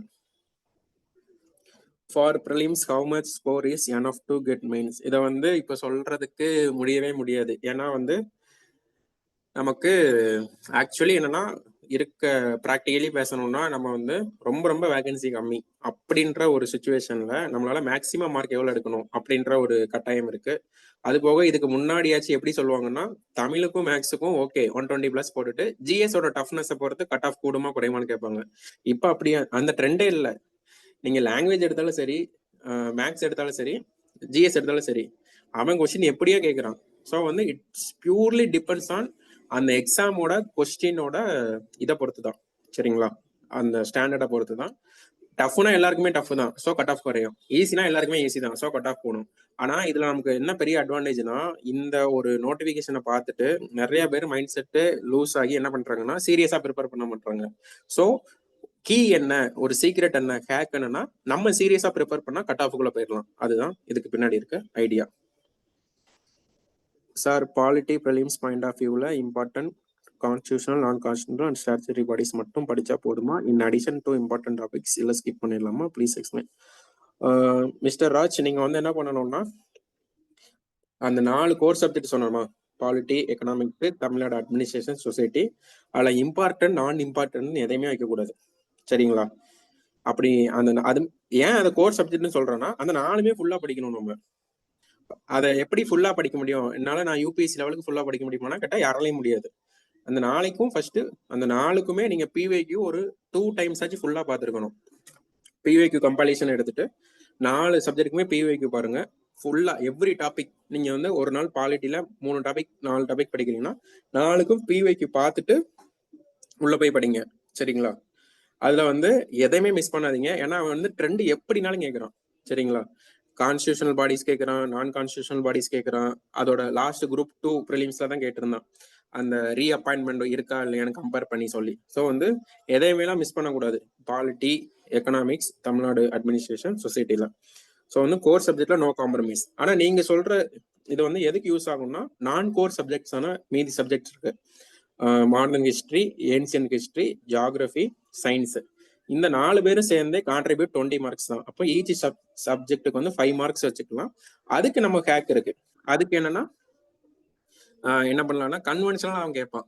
லைக் வந்து டிசீஸ்ல இருந்து பயாலஜில இருந்து ஒரு கொஸ்டின் வந்துடும். ஆசிட் பேஸ் சால்ட் எதிர்பார்க்கலாம். அதுக்கப்புறம் வந்து ஜியாகிரபில டிரான்ஸ்போர்ட்ல இருந்து கொஸ்டின் எதிர்பார்க்கலாம். பிசிக்கல் ஜியாகிரபில ரிவர்ஸ்ல இருந்து ஒரு கொஸ்டின் கண்டிப்பா எதிர்பார்க்கலாம். ஸோ வந்து அந்த ட்ரெண்டை வந்து அதுக்கு தான் அப்ளை பண்ணணும். அதுல வந்து 20ல நமக்கு வந்து ஒரு 10 மார்க் 15 மார்க் வந்துச்சுன்னா நம்மளோட லக்கு தான். சரிங்களா? அதுக்கு வந்து லேட்டரா ஒரு 30 டேஸ் இதை நீங்க படிங்க. 30 டேஸ் முடிஞ்சதுக்கு அப்புறம் நான் கோர் சப்ஜெக்ட்ல எப்படி பண்ணலாம், 30 டேஸ்க்கு அப்புறம் ரிமைனிங் 30 டேஸ் வந்து எப்படி எஃபிஷியன்டா யூஸ் பண்ணலாம் இன்னொரு செஷன் வச்சிடலாம். ஓகே, வேற எதுக்கும் டவுட் இருக்கா?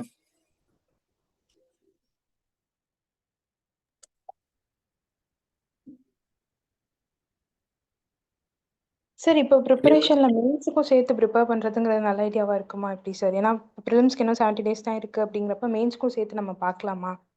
Okay, depends on you ma'am. Totally depends on person தான். ஏன்னா நான் வந்து இப்போ எப்பவுமே நான் சஜஸ்ட் பண்றது என்னன்னா ப்ரிலிம்ஸ் பிளஸ் மெயின்ஸ் படிக்கிறது தான் ரொம்ப ரொம்ப ரொம்ப ஒரு நல்ல விஷயம். அதுக்கு வந்து சப்ஸ்டியூட்டே கிடையாது. நம்ம வந்து கொஞ்சம் எஃபர்ட் போட்டு ப்ரிலிம்ஸ்க்கு படிக்கிறப்ப மெயின்ஸுக்கும் ரிட்டன் ப்ராக்டிஸ் பண்ணிட்டோம். அதாவது மெயின்ஸுக்குன்னு இருக்க செப்பரேட் டாபிக் படிக்காம இப்போ நம்ம 4 கோர் சப்ஜெக்ட் சொன்னோமா, 4மே மெயின்ஸ்ல இருக்கு. அப்ப நம்ம டெய்லி என்ன பண்ணலாம்னா ஒரு கொஸ்டின் 2 கொஸ்டின் எழுதி பார்க்கலாம். விதைகள்லயே வார்ம் அப் மெயின்ஸ்னு ஒரு டெஸ்ட் போயிட்டு இருக்கு. எவ்ரி வீக் ஒரு டெஸ்ட் இருக்கும். அந்த 4 கோர் சப்ஜெக்ட்ல இருந்து மட்டும்தான் டெஸ்ட் அன்டில் ப்ரிலிம்ஸ் ஒரு பிளான் பண்ணியிருந்தோம். பட் வந்து it depends on purely depends on you. ஏன் அப்படி சொல்றேன்னா நீங்க ஆல்ரெடி எக்ஸ்பீரியன்ஸ்டா இருக்கீங்க. எனக்கு வந்து லாங்குவேஜ் எல்லாம் நான் இப்போ இந்த குரூப் 1 வர ஜிஎஸ் நல்லா ஸ்ட்ராங்கா இருக்கேன், குரூப் 4 வர லாங்குவேஜ் கொஞ்சம் ஸ்ட்ராங்கா இருக்கேன். எனக்கு நீ தேவை வெறும் டெஸ்ட் ப்ராக்டிஸ் தான், மைனர் ரிவிஷன்ஸ் தான், அதுல நான் ஸ்ட்ராங்கா இருப்பேன். இப்போ வந்து நான் மெயின்ஸ் படிக்கலாமா அப்படின்னு கேட்டா தாராளமா படிக்கலாம். அதுவும் என்னோட அட்வைஸ் என்னன்னா, ஸ்ட்ராங் அட்வைஸ் என்னன்னா மெயின்ஸுக்கும் ப்ரிலிம்ஸுக்கும் காமனா இருக்க சப்ஜெக்ட்ல இன்னும் ஸ்ட்ராங் ஆயிடுங்க. ஸோ தட் உங்களுக்கு ப்ரிலிம்ஸ் முடிச்ச நெக்ஸ்ட் டேல இருந்து ப்ரிப்பேர் பண்றப்ப நான் ப்ரிலிம்ஸ் டாபிக் வந்து அங்க படிக்கலாம். அதாவது மெயின்ஸுக்குன்னே செப்பரேட்டா இருக்கும்ல, அந்த டாபிக் அப்ப இருந்து படிக்கிறப்ப பயங்கர ஸ்ட்ராங் ஆயிடலாம். ரொம்ப ரொம்ப பயங்கர ஸ்ட்ராங் ஆயிடலாம். ஏன்னா ரிசல்ட் வர வரைக்கும் வெயிட் பண்ணக்கூடாது. அது ஒரு ஸ்ட்ராட்டஜி. ஸோ வந்து என்னோட ஸ்ட்ராங் அட்வைஸ் இப்போ என்னவா இருக்கும்னா, உங்களால டிபெண்ட்ஸ் ஆன் யூ. நீங்க ஆல்ரெடி எக்ஸ்பீரியன்ஸ்டு கேண்டிடேட்டா இருந்தீங்கன்னா நீங்க வந்து டெய்லி கொஞ்சம் கொஞ்சம் ப்ரிலிம்ஸ்லயும் மெயின்ஸ்லயும் காமனா இருக்க சப்ஜெக்ட்க்கு மட்டும் இம்பார்ட்டன்ஸ் கொடுங்க. நான் ப்ரிலிம்ஸ் போயிடாதீங்க. மெயின் ஸ்பெசிஃபிக்கா இருக்க டாபிக் தேவையில்லை. ஓகேவா? ஏன்னா நம்ம ப்ரிலிம்ஸ் கிளியர் பண்ணாதான் மெயின்ஸ் எழுத முடியும். ஸோ அந்த கவனத்துல சொல்றேன். ஷுவர் ஷார்ட்டா நமக்கு வந்து தெரியணும். நம்ம வந்து அன்னைக்கு எக்ஸாம் எழுதி முடிச்சதுக்கு வந்து நான் ஒரு 170 போட்டிருக்கேன். ஒரு டிபெண்ட்ஸ் ஆன் கொஸ்டின் தான் 170 கட் ஆஃப் வந்து நான் ஒரு பேச்சுக்கு சொல்றேன். ஓகே, நான் 170 போட்டிருக்கேன் அப்படின்னா நமக்கு டெஃபினட்டா தெரியும் மெயின்ஸ் நமக்கு 2 வரும் 2A வரும்னு. ஸோ அன்னைக்கு ஈவினிங்ல இருந்தே படிக்க ஆரம்பிச்சிடலாம். அது இஷ்யூவே இல்லை. இப்ப படிச்சீங்கன்னா ப்ரிலிம்ஸ்க்கும் மெயின்ஸும் காமனா இருக்கிறத மட்டும் ரொம்ப அழுத்தம் கொடுத்து படிங்க. இது நல்ல விஷயம் தான். Okay okay sir. இப்போ தமிழ் சொசைட்டியை பொறுத்த வரைக்கும் லிட்ரேச்சர் பார்ட் எப்படி சார் பண்றது? அது ஏன்னா ரொம்ப டெப்தா இப்போ குரூப் 1லயே பார்க்கும்போது ரொம்ப டெப்தா இருந்த மாதிரி இருந்துச்சு. கண்டிப்பா ஸ்கூல் புக்ஸ் தமிழ் புக்ஸை மட்டும் பேஸ் பண்ணி இல்லை. நான் ஜென்ரல் இங்கிலீஷ் கேண்டிடேட் தான். ஸோ அதை எப்படி சார் பாக்குறது? ஓகே, நீங்க தமிழ் சொசைட்டில பொறுத்த வரைக்கும் என்னன்னா நமக்கு வந்து ப்ரீவியஸ் இயர் கொஸ்டின் தான் லிட்ரேச்சர் பார்ட்டுக்கு. ஏன்னா ஜென்ரல் தமிழ் படிக்கிற ஸ்டூடெண்ட்டுக்குமே அது தெரியாது. சரி, லாஸ்ட் டைம் வந்து நமக்கு வந்து ஒரு குரூப் 2 ப்ரிலிம்ஸ் வச்சே சொல்றேன். ஒரு கொஸ்டின் கேட்டிருந்தாங்க. ஏதோ ஒரு கொஸ்டின், மாமா என்ன வேட்டியை கட்டிட்டு வருவாரு அப்படின்னு சொல்லி ஒரு கொஸ்டின் கேட்டிருந்தாங்க. துவே வேட்டின்னு சொல்லி ஆன்சர் இருந்துச்சு. அது எங்க இருக்குன்னு யாருக்குமே தெரியாது. ஜென்ரல் தமிழ், ஜென்ரல் இங்கிலீஷ் யாருக்குமே தெரியாது.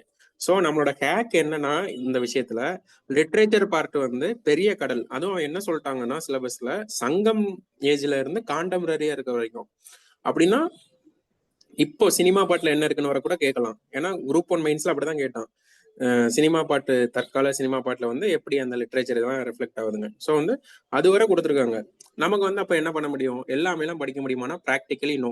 பட் வந்து நம்மளால கொஞ்சம் ஹேக் பண்ணி எடுக்க முடியும். அந்த ஹேக் தான் என்னன்னா பிவைக்யூ மட்டும் நல்லா பாருங்க லிட்ரேச்சர் பார்ட்டுக்கு, எஸ்பெஷலி திருக்குறள் பார்ட்டுக்கு. திருக்குறள் ஒரு 4-5 கொஸ்டின் வந்துச்சுன்னா அதுல 3 to 4 கொஸ்டின் பிவைக்யூல ஏதோ ஒரு ஃபார்ம்ல கேட்டிருக்கான். அது ஒரு ஹேக்கு. மோர் ஓவர் உங்ககிட்ட இன்னொரு விஷயம் சொல்ல மறந்துட்டேன். இந்த குரூப் 1, குரூப் 2, குரூப் 4 இந்த 3மே ஒரு இன்டர்லிங்க்டு. நீங்க 2020க்கு அப்புறம் வந்த குரூப் 1, குரூப் 2, குரூப் 4 நடந்த எல்லா பிவைக்குமே ஃபர்ஸ்ட் பார்த்து முடிச்சிருங்க. ஏன்னா நீங்க அதை பார்க்கும்போது உங்களுக்கே தெரியும், இந்த குரூப் 1, குரூப் 2, குரூப் 4ல மட்டுமே குரூப் 2ல கேட்ட கொஸ்டினை குரூப் 4ல கேட்கறான், குரூப் 4ல கேட்ட கொஸ்டினை குரூப் 1 ப்ரிலிம்ஸ்ல கேட்கறான். இந்த ட்ரெண்டை வந்து அவங்க ஃபாலோ பண்றாங்க. ஸோ வந்து அதுல வர நம்ம ஒரு 5 to 10 கொஸ்டினை வந்து ஸ்டாப் பண்ணிடக்கூடாது, அதை பார்த்துக்கோங்க. மற்றபடி லிட்ரேச்சருக்குன்னு சொல்லி தனி ஸ்ட்ராட்டஜிலாம் இல்லை, பிவைக்கு மட்டும் பாருங்க. ஆல்ரெடி ஸ்கூல் புக் நீங்க படிச்சீங்கன்னா கொஞ்சம் பாருங்க, அதுவும் கேட்பானாலாம் தெரியாது. ஸோ வந்து அதுதான்.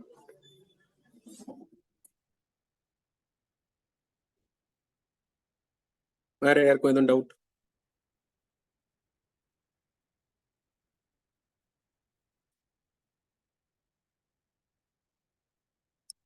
ஹிஸ்டரியில ஐஎன்எம் மட்டும் கான்சன்ட்ரேட் பண்ணலாமா, மெடிவல் ஸ்கிப் பண்ணிடலாமா? ஓகே, ஹிஸ்டரியில நமக்கு வந்து ஏன்ஷியன்ட், மெடிவல், மாடர்ன் 3 சேர்த்தே 10 மார்க் தான் கேட்குறாங்க. ஓகே, அதுக்கு வந்து நம்ம என்ன பண்ணலாம்னா, ஐஎன்எம் நீங்க ஆல்ரெடி படிச்சிருப்பீங்க, நமக்கு படிக்கவும் ஈஸியா இருக்கும். ஸோ அந்த ஐஎன்எம் வந்து கொஞ்சம் ஸ்ட்ராங்காகவே கொஞ்சம் ரிவிஷன் பண்ணிக்கோங்க. ஏன்ஷியன்ட்டுக்கும் மெடிவலுக்கும் பிவைக்கு மட்டும் பாருங்க போதும், ஏன்னா பிவைக்குல இருந்து நிறைய ரிப்பீட் ஆகுது. ஸோ வந்து அந்த நான் கோர் சப்ஜெக்ட்டுக்குலாம் நீங்க ஜஸ்ட் பிவைக்கு ரெஃபர் பண்ணாலே போதும். அது போக உங்களுக்கு புக்ஸ் படிக்க டைம் இருக்கு அப்படின்னா பாக்ஸ் கண்டென்ட்டும் புக் பேக்கும் மட்டும் பார்த்துட்டு போங்க. ஸோ அதுல இருந்து கொஞ்சம் ரிஃப்ளெக்ட் ஆகும். வேற ஏதாவது டவுட்ஸ்?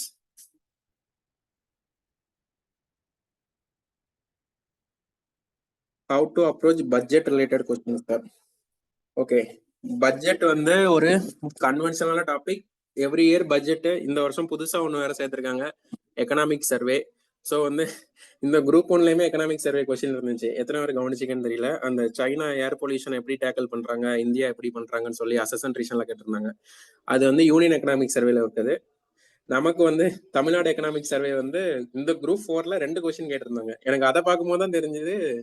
நான் என்ன நினைச்சேன்னா, சரி குரூப் 1ல ரிலேட்டட் கொஸ்டின்ஸ்லாம் எடுத்து குரூப் 4ல வச்சிருக்காங்கன்னு நினைச்சிட்டு இருந்தேன். ஸோ வந்து எக்கனாமிக் சர்வே சரி, பட்ஜெட்டும் சரி படிச்சுதான் ஆகணும். எப்படி அப்ரோச் பண்ணலான்றதுக்கு வந்து மோஸ்ட்லி அவங்க எதை வச்சு கேட்குறாங்கன்னா வந்து வேல்யூஸ் வச்சு தான் கேட்குறாங்க.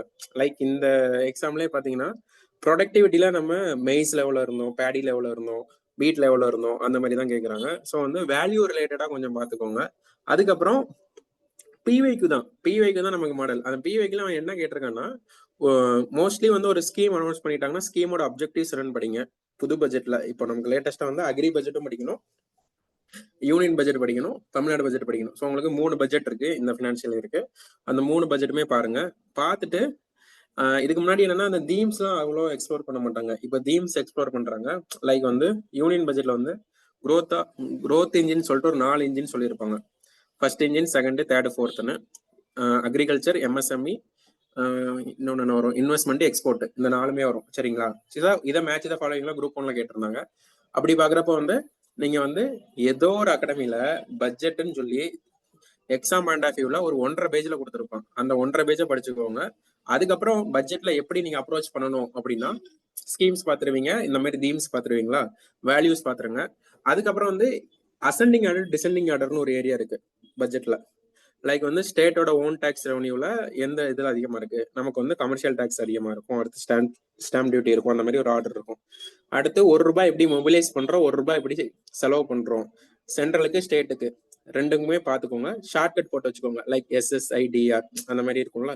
லைக் வந்து அந்த மாதிரி ஏதாச்சும் ஒரு நிமோனிக்ஸ் போட்டு பாத்துக்கோங்க. எக்ஸாக்ட் வேல்யூ எல்லா ஸ்கீமுக்கும் படிக்கிறது கஷ்டம் தான், பட் வந்து நமக்கு லேண்ட்மார்க் ஸ்கீமுக்கு தெரிஞ்சிருக்கணும். உதாரணமா புதுமை பெண் ஸ்கீமுக்கும் தமிழ் புதல்வன் ஸ்கீமுக்கும் இந்த பட்ஜெட்ல 420 கோடி ரூபாய் கொடுத்திருக்காங்க.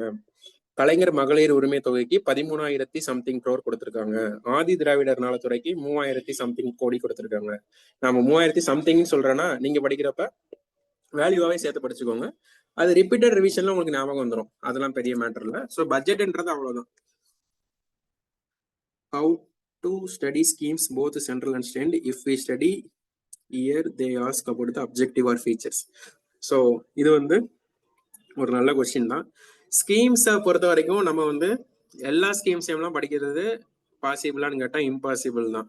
ஸோ வந்து ஸ்கீமுக்கு ரெண்டு அப்ரோச் இருக்கு. ஒரு அப்ரோச் என்னன்னா பிவைக்கு ஃபுல்லா பாருங்க, இது வந்து செகண்டரியா வச்சுக்கோங்க. பிரைமரியா என்ன பண்ணணும்னா, இப்போ பட்ஜெட்ல என்னெல்லாம் ஸ்கீம் மென்ஷன் பண்ணியிருக்காங்க, பட்ஜெட்ல வந்து சொல்றப்ப 2 விஷயம் நடக்கும். ஒன்னு வந்து புது ஸ்கீம் சொல்லுவாங்க, இன்னொன்னு வந்து என்ன பண்ணுவாங்கன்னா ஆல்ரெடி இருந்த ஸ்கீமை வந்து எக்ஸ்டெண்ட் பண்ணுவாங்க, இல்லைன்னா அதை வந்து அதோட 2.0 கொண்டு வருவாங்க. ஸ்டாப் ஆயிருக்க ஸ்கீமை திரும்ப கொண்டு வருவாங்க, இல்லைன்னா எக்ஸ்டெண்ட் பண்ணுவாங்க.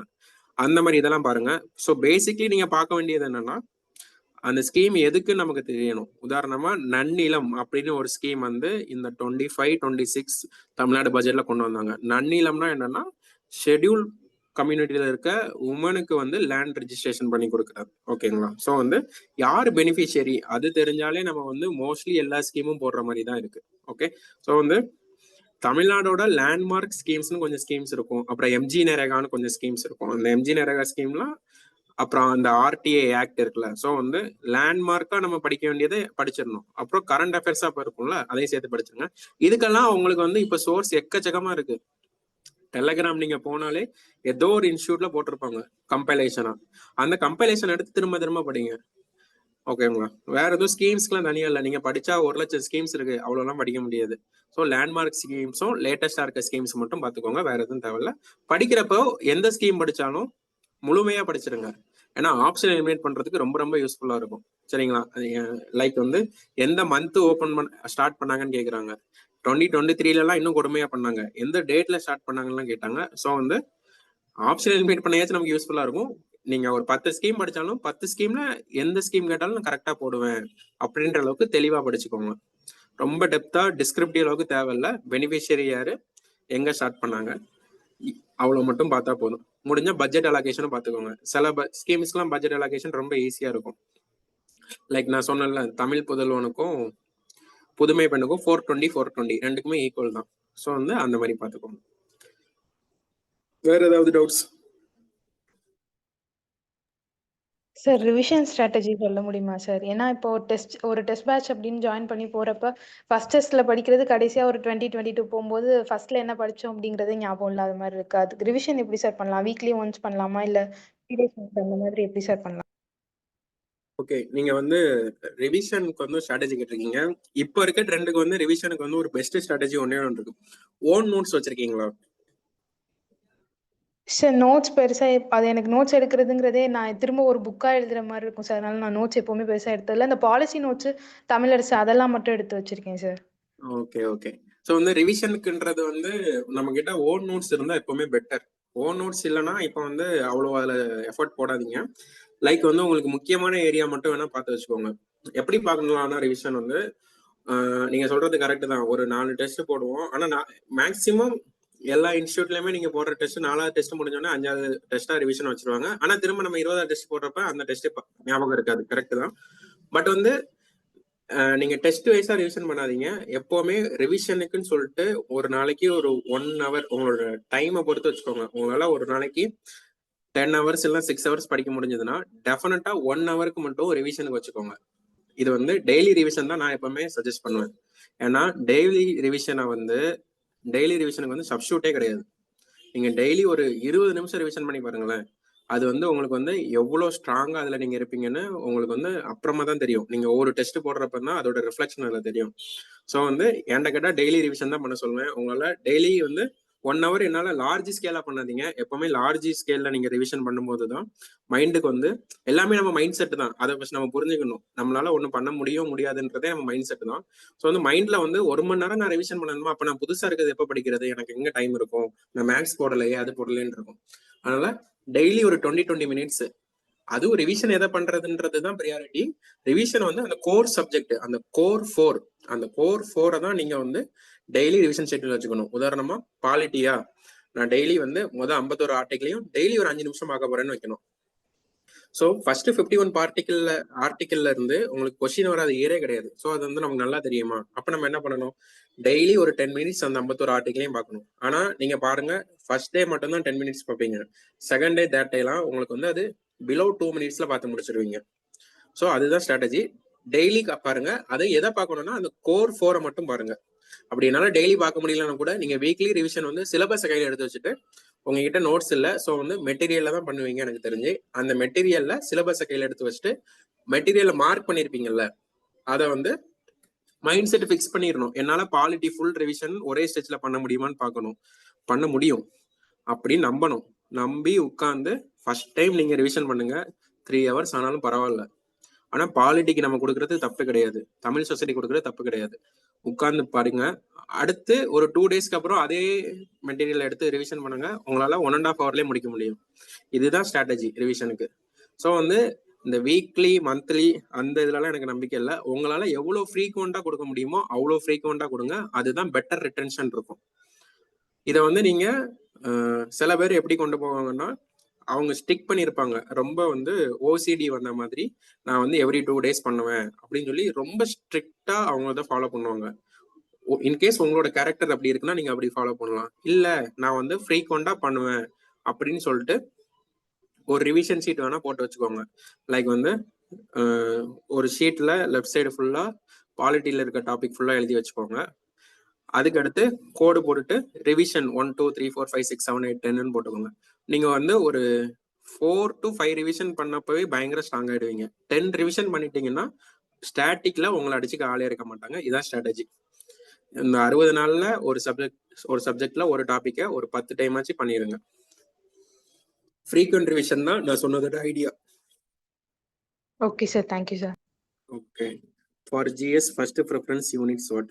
அதுதான் இவ்வளவு நேரம் சொல்றேன். அந்த கோர் ப்ரிஃபரன்ஸ் வந்து பாலிட்டிக்கு தான் ஃபர்ஸ்ட் ப்ரிஃபரன்ஸ் எப்பவுமே. சரியா? Depends on you. பட் என்ன பொறுத்த வரைக்கும் polity, Tamil society, economics, Tamil Nadu administration. Okay, இந்த நாலு தான் ஃபுல் அண்ட் ஃபுல் படிக்கணும்.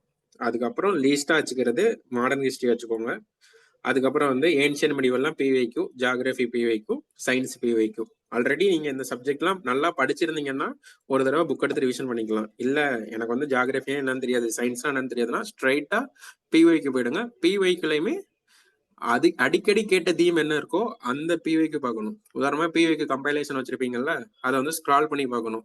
டிசீசஸ் 110 கொஸ்டின்னா அந்த டிசீசஸ் தான் திரும்ப பார்க்கணும். அந்த 110லயுமே அவ்வளவு ரிப்பீட்டட் இருக்கும். அதனால 110 இருக்குன்னு மைண்ட் செட் ஆயிடக்கூடாது. இங்க நமக்கு வந்து இந்த தடவை எக்ஸாம்ல கிளியர் பண்றதுக்கு நான் அழுத்தமா சொல்றேன், உங்களோட நாலேஜ் ஸ்கில் எல்லாம் தாண்டி உங்களோட மைண்ட் செட் தான் பெரிய ரோல் பிளே பண்ண போகுது இந்த குரூப் 2 2A. உங்களோட மைண்ட் செட், நீங்க எவ்வளவு ரெசிலியண்டா இருக்கீங்க, எவ்வளவு கிவ் அப் பண்ணாம இருக்கீங்க, நீ என்ன வேணா கேளு, நான் என்னால எழுத முடியும், நான் கிளியர் பண்ணுவேன்ற மைண்ட் செட்ல இருக்கவன் தான் இந்த எக்ஸாம் கிளியர் பண்றதுக்கு குவாலிஃபைடான பீப்புளா இருப்பான். இது வந்து ரொம்ப ரொம்ப ஒரு ட்ரூவான ஃபேக்ட். ஓகே, நெக்ஸ்ட் வேற சென்ட்ரல் ஸ்கீம்ஸ் எந்த இயர்ல இருந்து சார் பார்க்கணும்? ஸ்டேட் ஸ்கீம்ஸ் 2021 மட்டும் பேசும். ஸோ வந்து ஸ்டேட் ஸ்கீம்ஸ் வந்து இப்போ ரீசன்ட் ட்ரெண்டை நான் அனலைஸ் பண்றது வந்து நான் சொல்றேன் என்னன்னா, இந்த புது கவர்மெண்ட் வந்ததுக்கு அப்புறம் அந்த ஸ்கீம்ஸ் தான் எக்கச்சக்கமா கொஸ்டின் ஆக்குபை பண்றாங்க. பழைய ஸ்கீம்ஸ் வந்து ரொம்ப கேட்கல. பழைய ஸ்கீம்ஸ் வந்து நீங்க சென்ட்ரல் ஸ்டேட்லாம் பிரிக்காதீங்க. ஸ்டேட்ல இப்ப புதுசா 4-5 வருஷம் அந்த ஸ்கீம் பாக்குங்க. சென்ட்ரல்ல வந்து லேண்ட்மார்க் ஸ்கீம்ஸ் தான். உதாரணமா வந்து ஸ்கீம்ஸுக்குன்னு நீங்க எந்த மெட்டீரியல்ல படிச்சாலுமே உங்களுக்கு எல்லா ஸ்கீம்ஸும் இருக்காது. ஸோ வந்து இப்போ காமனா என்ன சொல்லலாம்னா, ஸ்டேட்டுக்கு வந்து லாஸ்ட் ஒரு 5 இயர் ஸ்கீம் நல்லா படிச்சுட்டு அதுக்கு முன்னாடி தமிழ்நாட்டில் லேண்ட்மார்க் ஸ்கீம்ஸ்லாம் இருக்கும்ல, லைக் வந்து பெண் குழந்தைகளை பாதுகாப்பும் திட்டம், தொட்டில் குழந்தை திட்டம், அந்த மாதிரி ஸ்கீம்ஸ்லாம் நல்லா பார்த்துடணும். மதிய உணவு திட்டம் எங்க எப்ப ஆரம்பிச்சாங்க, சத்துணவு திட்டம் எப்போ. ஸோ வந்து அந்த மாதிரி நீங்க டிபார்ட்மெண்ட் வைஸா படிச்சாலும் சரி, இல்லை ரேண்டமா சிஎம் வைஸ் படிச்சாலும் சரி. சிஎம் வைஸ் படிச்சீங்கன்னா உங்களுக்கு இன்னும் ஈஸி. ஏன்னா அந்த இயர்லாம் வந்து கேட்கறப்ப வந்து ஈஸியா எலிமினேட் பண்ணலாம். குரோனாலஜிக்கல் ஆர்டர்ல ஸ்கீம் கேட்டாலும் ஈஸியா எலிமினேட் பண்ணலாம். அதே மாதிரி தான் பிஎம் வைஸும் சென்ட்ரலுக்கு ஸ்கீம் படிக்கலாம். அது வந்து ஒரு நல்ல ஸ்ட்ராட்டஜி. இப்போ வந்து எந்த பிரதமர் காலத்துல எந்த ஸ்கீம் கொண்டு வந்தாங்கன்னு கேட்டா குரோனாலஜிக்கல் ஆர்டர்ல இல்லைன்னா இயர் எலிமினேட் பண்றதுல ஒரு ஸ்கீம் வந்து 70s வந்திருக்கும். அப்போ வந்து பிரைம் மினிஸ்டரா இந்திரா காந்தி இருப்பாங்க. 80s ராஜீவ் காந்தி இருந்திருப்பாங்க. ஸோ இது ராஜீவ் காந்தி போட்ட ஸ்கீம் தான் தெரிஞ்சா ஆப்ஷன்ல 60 90 இருந்துச்சுன்னா நம்ம தப்பு போட்டுடலாம். புரியுதா? ஸோ வந்து ஸ்கீம்ஸ்க்கு வந்து என்ன பண்ணுங்கன்னா, லாஸ்ட் 5 இயர் ஸ்கீம்ஸ் நல்லா படிக்கணும், அதுல எந்த மாற்று கருத்தும் இல்லை. சென்ட்ரல்லையும் சரி மற்ற ஸ்டேட்லயும் சரி லேண்ட்மார்க் ஸ்கீம் படிங்க, சிஎம்பிஎம் வைஸ் படிங்க.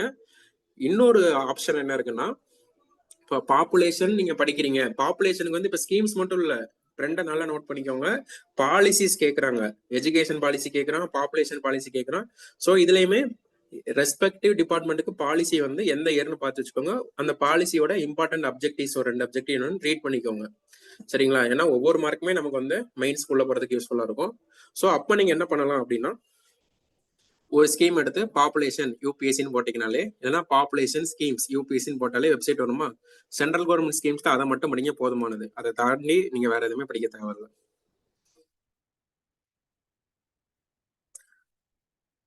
அதுக்கப்புறம் out of school books give some out source book list. So வந்து அவுட் சோர்ஸ் புக் லிஸ்ட் வந்து நீங்க ஃப்ரெஷரா எக்ஸ்பீரியன்ஸான்னு தெரியல. அவுட் சோர்ஸ் புக் லிஸ்ட் வந்து இப்போ உங்களுக்கு படிக்க டைம் இருக்குமான்னு தெரியல. பட் நீங்க படிச்சீங்க, எனக்கு வந்து ஒரு இது வேணும்னா லட்சுமிகாந்துக்கு ஈக்குவலா தான் எல்லா அகாடமி மெட்டீரியலுமே ஓரளவு போட்டிருப்பாங்க. ஸோ பாலிட்டிக்கு வந்து லட்சுமிகாந்த், தமிழ்ல வந்து பாத்தீங்கன்னா ஒரு அதர் அகாடமி ஒரு இதுவும் நல்லா இருக்கும் மெட்டீரியலும். ஸோ வந்து நீங்க என்ன பண்ணலாம்னா டிபெண்ட்ஸ் ஆன் யுவர் மீடியம். நீங்க ஃப்ரெஷரா எக்ஸ்பீரியன்ஸாக பொறுத்து தான் அவுட் சோர்ஸ்லாம் படிக்கணும். இல்லைன்னா நீங்க வந்து என்ன பண்ணலாம்னா டெஸ்ட் பேட்ச், நிறைய டெஸ்ட் பேட்ச் போடுங்க. அதுல எல்லாமே அவுட் சோர்ஸ் வந்து தான் கொஸ்டின் வச்சிருப்பாங்க. இது ஒரு ஹேக்கு. ரெண்டாவது என்னன்னா தமிழரசு, ஐ மீன் அது என்ன புக்கு, தற்கால தமிழ்நாடு வரலாறு, அதுல வந்து வெங்கடேசனோட புக் இருக்கும். அந்த புக்ல நீங்க என்ன பண்ணலாம் அப்படின்னு சொன்னீங்கன்னா போல்டு லெட்டர்ஸ்ல என்னெல்லாம் இருக்கும் அதுதான் ஹேக்கு. என்னன்னா ரீசெண்டா என்ன பண்ணிருக்காங்கன்னா எதெல்லாம் போல்டா கொடுத்துருக்காங்களோ அதை ஃபுல்லா நமக்கு கொஸ்டின் எடுத்திருக்காங்க. இந்த குரூப் 1ல கேட்டிருந்தாங்கல்ல, அந்த தேர்வு குழு அனுப்பி வச்சதுல நீதி கட்சியில இருந்து யாருலான்னு. ஸோ வந்து எல்லாமே வந்து நமக்கு என்னன்னா போல்டு லெட்டர். ஸோ வந்து வெங்கடேசன் புக்கு கையில வச்சிருந்தா பாருங்க, இல்லைன்னா பிடிஎஃப்ல சும்மா நம்ம சிலபஸ்ல என்ன இருக்கோ அதை மட்டும் பார்த்து அதுல போல்டு லெட்டரா என்ன இருக்கோ அதை மட்டும் படிங்க. கொஸ்டின் வர ரொம்ப சான்ஸ் இருக்கு. General English or Tamil, which one is the best to choose? இதுக்கு வந்து நான் அப்பவே சொல்லிட்டேன். என்ன மேட்டர்னா நீங்க என்ன மீடியம் இருக்கீங்களோ அது படிங்க. அப்படி இல்லையா ஜென்ரல் இங்கிலீஷ், ஜென்ரல் தமிழ் ரெண்டையுமே அனலைஸ் பண்ணுங்க.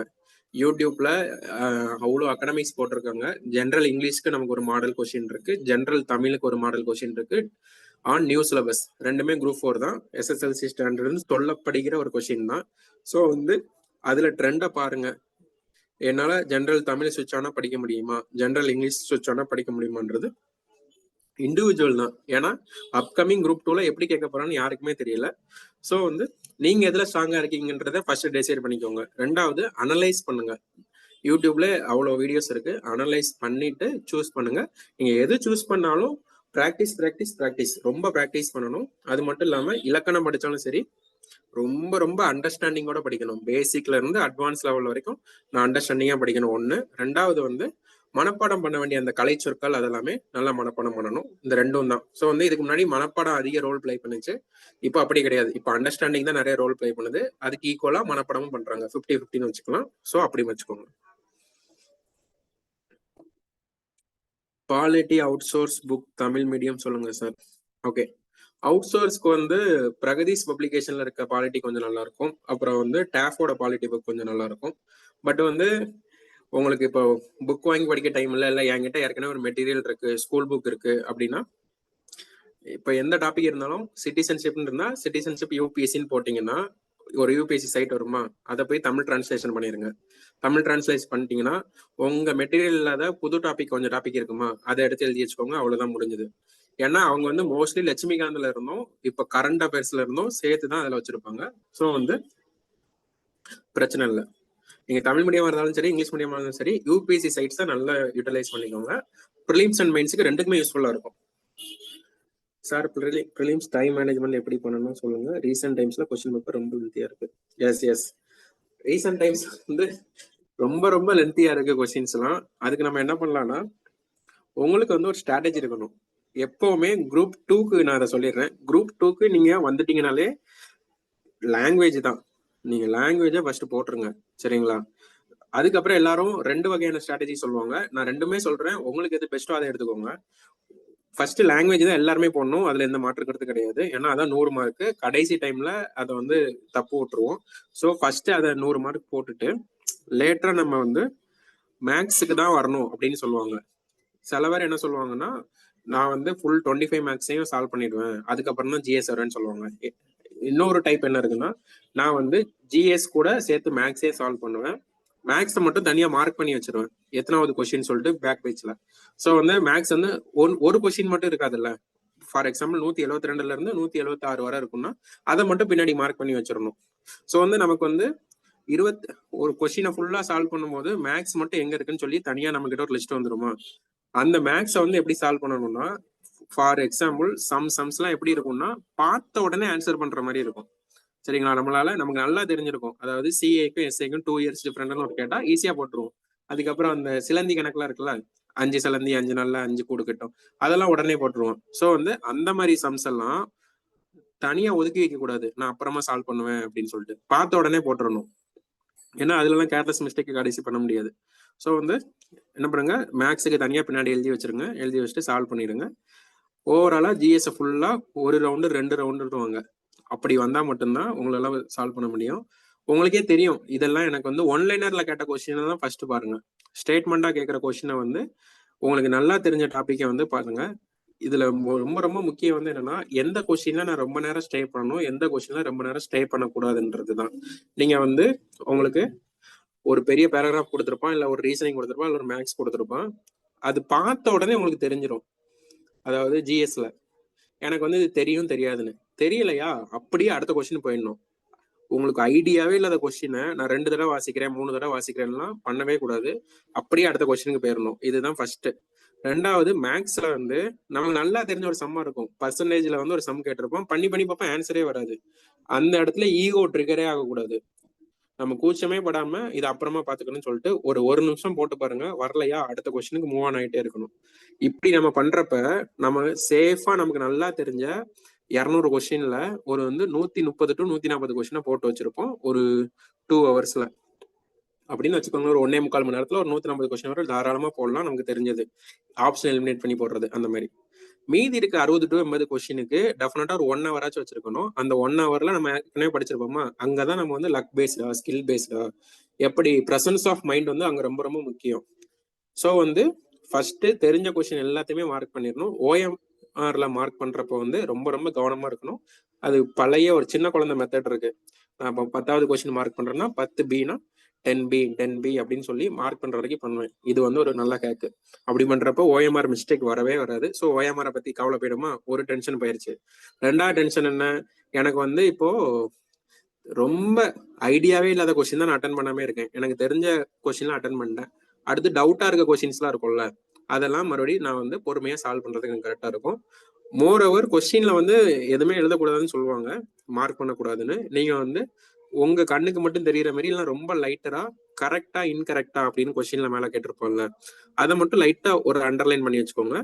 ஏன் சொல்றேன்னா லாஸ்ட் டைம் நமக்கு எப்படி இருக்கும்னு தெரியாது. ஸோ வந்து இன்வெஸ்டிகேட்டர் வந்து ஏதாச்சும் நசன்னு பேசுவாங்க, டைம் மேனேஜ்மெண்ட் இருக்காது, இல்லை ஒரு சம்லே ரொம்ப ஸ்டெக்காக இருப்போம். அப்போ வந்து நமக்கு நான் லாஸ்ட் குரூப் 2 ப்ரிலிம்ஸ்ல விட்ட மிஸ்டேக் தான் சொல்றேன். சர்க்காரியா கமிஷன் ரெக்கமெண்டேஷன்ல கரெக்டோ இன்கரெக்டா கேட்டிருந்தாங்க.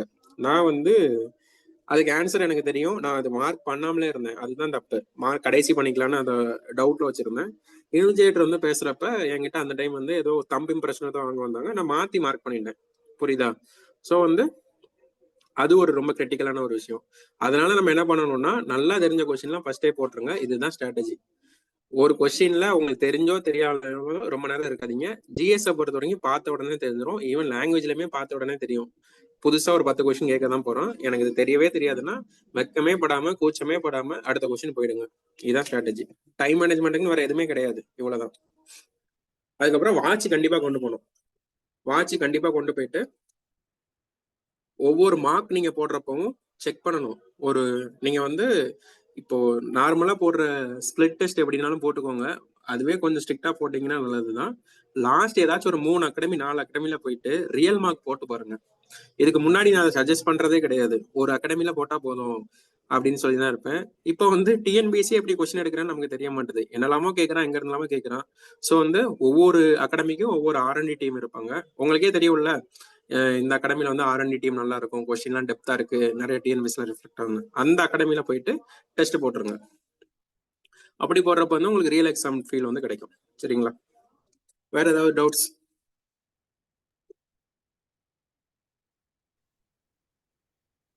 சார் மெயின்ஸ் டிஸ்கிரிப்டிவ் பத்தி கேட்கலாமா சார்? சொல்லுங்க, அதுல என்ன டவுட் இருக்கு? சார் அது லாஸ்ட் இப்போ நடந்து முடிஞ்ச குரூப் 2 மெயின் சொல்லியிருந்தேன் சார். அதில் எனக்கு டைம் மேனேஜ்மெண்ட்றது ரொம்ப பெரிய ட்ராபேக் இருந்துச்சு. ஏன்னா ரொம்ப ஸ்லோவாக எழுதுறதுனால அது இப்போலேருந்தே கரெக்ட் பண்ணிக்க முடியுமா சார்? அதுக்கு என்ன பண்ணலாம் சார்? நீங்க ஆல்ரெடி மெயின்ஸ் எழுதிருக்கீங்களா? அதான் ஃபர்ஸ்ட் மெயின்ஸா? அதான் சார் ஃபர்ஸ்ட் மெயின்ஸ். தமிழ்ல எழுதுறீங்களா இங்கிலீஷ்ல எழுதுறீங்களா? இங்கிலீஷ். எவ்வளவு ப்ராக்டிஸ் பண்ணியிருந்தீங்க அதுக்கு முன்னாடி? சார் ஆக்சுவலாக அது எனக்கு சிலபஸ் கம்ப்ளீட் பண்ணவே எனக்கு கரெக்டாக இருந்துச்சு சார். டெஸ்ட்டுமே கொஞ்சம் தான் பண்ணியிருந்தேன். ஒரு 4 to 5 டெஸ்ட் தான் ஃபுல் டெஸ்ட் பண்ணியிருந்தேன். அதுக்கு மேலே என்னால் பண்ண முடியல. மொத்தமே 4 to 5 டெஸ்ட் தான் ரிட்டன் ப்ராக்டிஸ் பண்ணியிருக்கீங்க, கரெக்டா? Yes sir. அவ்வளவுதான். அதுதான் உங்க கொஸ்டின்லயே உங்களுக்கு ஆன்சர் இருக்கு. என்னன்னா மெயின்ஸை பொறுத்த வரைக்கும் டிஸ்கிரிப்டிவ்ல சொல்றேன், 50% நீங்க வந்து ரைட்டிங் ஸ்கில் மட்டும்தான். நமக்கு எல்லாத்துக்குமே ஆன்சர் தெரியும், எல்லாத்துக்கும் பெட்டர் ஆன்சர் கொடுக்க முடியும். ரிட்டர்ன் ப்ராக்டிஸ் வேணும். அது போக உங்களுக்கு லாஸ்ட் குரூப் 2 மெயின்ஸ்ல அவன் ஒரு பெரிய ட்விஸ்ட் வச்சான், அதான் மைண்ட் கேம். என்னன்னா 15 மார்க்ஸ் வந்து 200 வேர்ட்ஸ், 10 மார்க்ஸ் வந்து 100 வேர்ட்ஸ். இதுதான் அவங்க கொடுத்திருந்த டிஎன்பிஎஸ்ல கொடுத்திருந்த பேட்டர்ன். ஆனா வந்து நமக்கு கொடுத்திருந்த லைன்ஸ் வந்து என்னன்னா 250 வேர்ட்ஸ்க்கான லைன்ஸ், 150 வேர்ட்ஸ்க்கான லைன்ஸ், விச் இஸ் குரூப் 1 மாடல்ல அதே நம்பர் ஆஃப் லைன்ஸை போட்டு கொஸ்டின் கொடுத்தாங்க. ஸோ நம்ம எந்த அகாடமில ப்ராக்டிஸ் பண்ணியிருந்தாலும் லெஸ் நம்பர் ஆஃப் பேஜஸ்ல தான் ப்ராக்டிஸ் பண்ணிட்டு இருப்போம். இது ஃபர்ஸ்ட் ரூல் நம்பர் 1.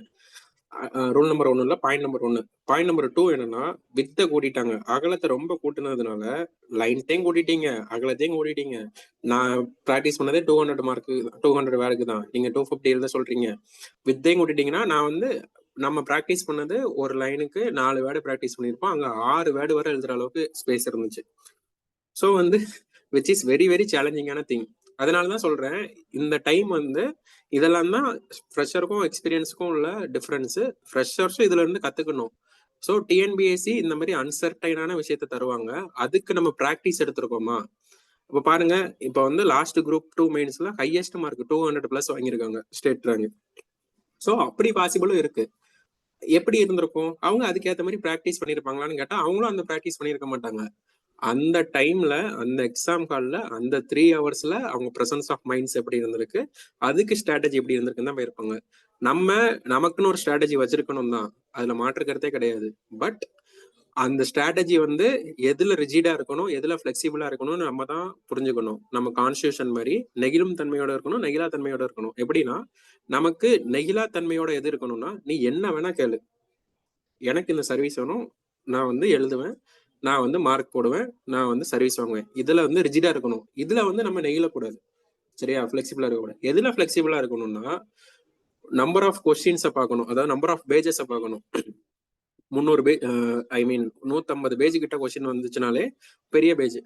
அப்படின்னா நான் என் அகாடமி டெஸ்ட்ல வந்து நான் 100 பேஜுக்கு தான் ட்ரெயின் ஆனேன், அப்போ வந்து நான் 150 பேஜுக்குலாம் என்னால் எழுத முடியாது அப்படின்னு போகக்கூடாது, புரியுதா? அது ஒன்று. ஸோ இதுல தான் ஃபிளெக்சிபிளா இருக்கணும். ஃபிளெக்சிபிள்ன்றது அந்த 3 மணி நேரத்துல நம்மளோட ஸ்ட்ராட்டஜியை எப்படி பெஸ்டா கொடுக்கணும்னு இருக்கணும். அதுதான் ஃபிளெக்சிபிள். எது ரிஜிடுனா நம்ம வந்து ஸ்ட்ராங்கான மைண்ட் செட்ல போடுறது தான் ரிஜிட். ஸோ வந்து நீங்க டிஸ்கிரிப்டிவ் எழுதினாலும் சரி, அப்ஜெக்டிவ் எழுதினாலும் சரி, ப்ராக்டிஸ் வெரி வெரி இம்பார்ட்டன்ட். அதனாலதான் இந்த செஷனோட மோட்டிவே அதுதான். இந்த 60 நாள் வேஸ்ட் பண்ணிடாதீங்க. இந்த 60 நாள் ஃபுல் எஃபர்ட் போடுங்க. ஒண்ணு உங்களுக்கு இதுலயே சர்வீஸ் கிடைக்கும், இல்லையா அடுத்து வரப்போற எக்ஸாம்ல இதே அளவு நோட்டிபிகேஷன் போட்டா இப்போ நீங்க பயந்து விட்டீங்க தெரியுமா, அதே மாதிரி தான் மறுபடியும் 1,00,000 பேர் பயந்து விடுவோம். அந்த கூட்டத்துல நம்ம ஒருத்தனா இருக்க மாட்டோம். நம்ம வந்து அப்ப சர்வீஸ் வைக்கணும். ஸோ வந்து நம்ம என்னைக்குனாலும் குரூப் 2 சர்வீஸ் வாங்கணும், 2A சர்வீஸ் வாங்கணும்னா அந்த 150 GS 50 ரீசனிங் 2A மெயின்ஸ்ல எழுத தான் போறோம். இந்த 300 மார்க்கு டிஸ்கிரிப்டிவ் எழுத தான் போறோம். நம்ம குரூப் 2 ஆஃபீஸர் ஆகணும்னா இதுதான் பேட்டர்ன். குரூப் 1 ஆஃபீஸர் ஆகணும்னா அதுக்கு ஒரு பேட்டர்ன் இருக்கு. என்னைக்குனாலும் இதுதான் பேட்டர்ன். அப்படின்றப்ப வந்து இன்னைக்கு கிடைக்கிற வாய்ப்பை வந்து நம்ம வந்து மிஸ் பண்ணக்கூடாது, நல்லா படிக்கணும். Practice practice practice practice. வேற ஏதாவது டவுட்ஸ்?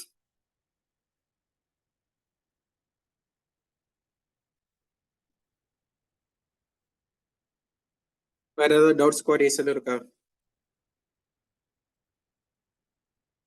செஷன் முடிச்சுக்கலாமா?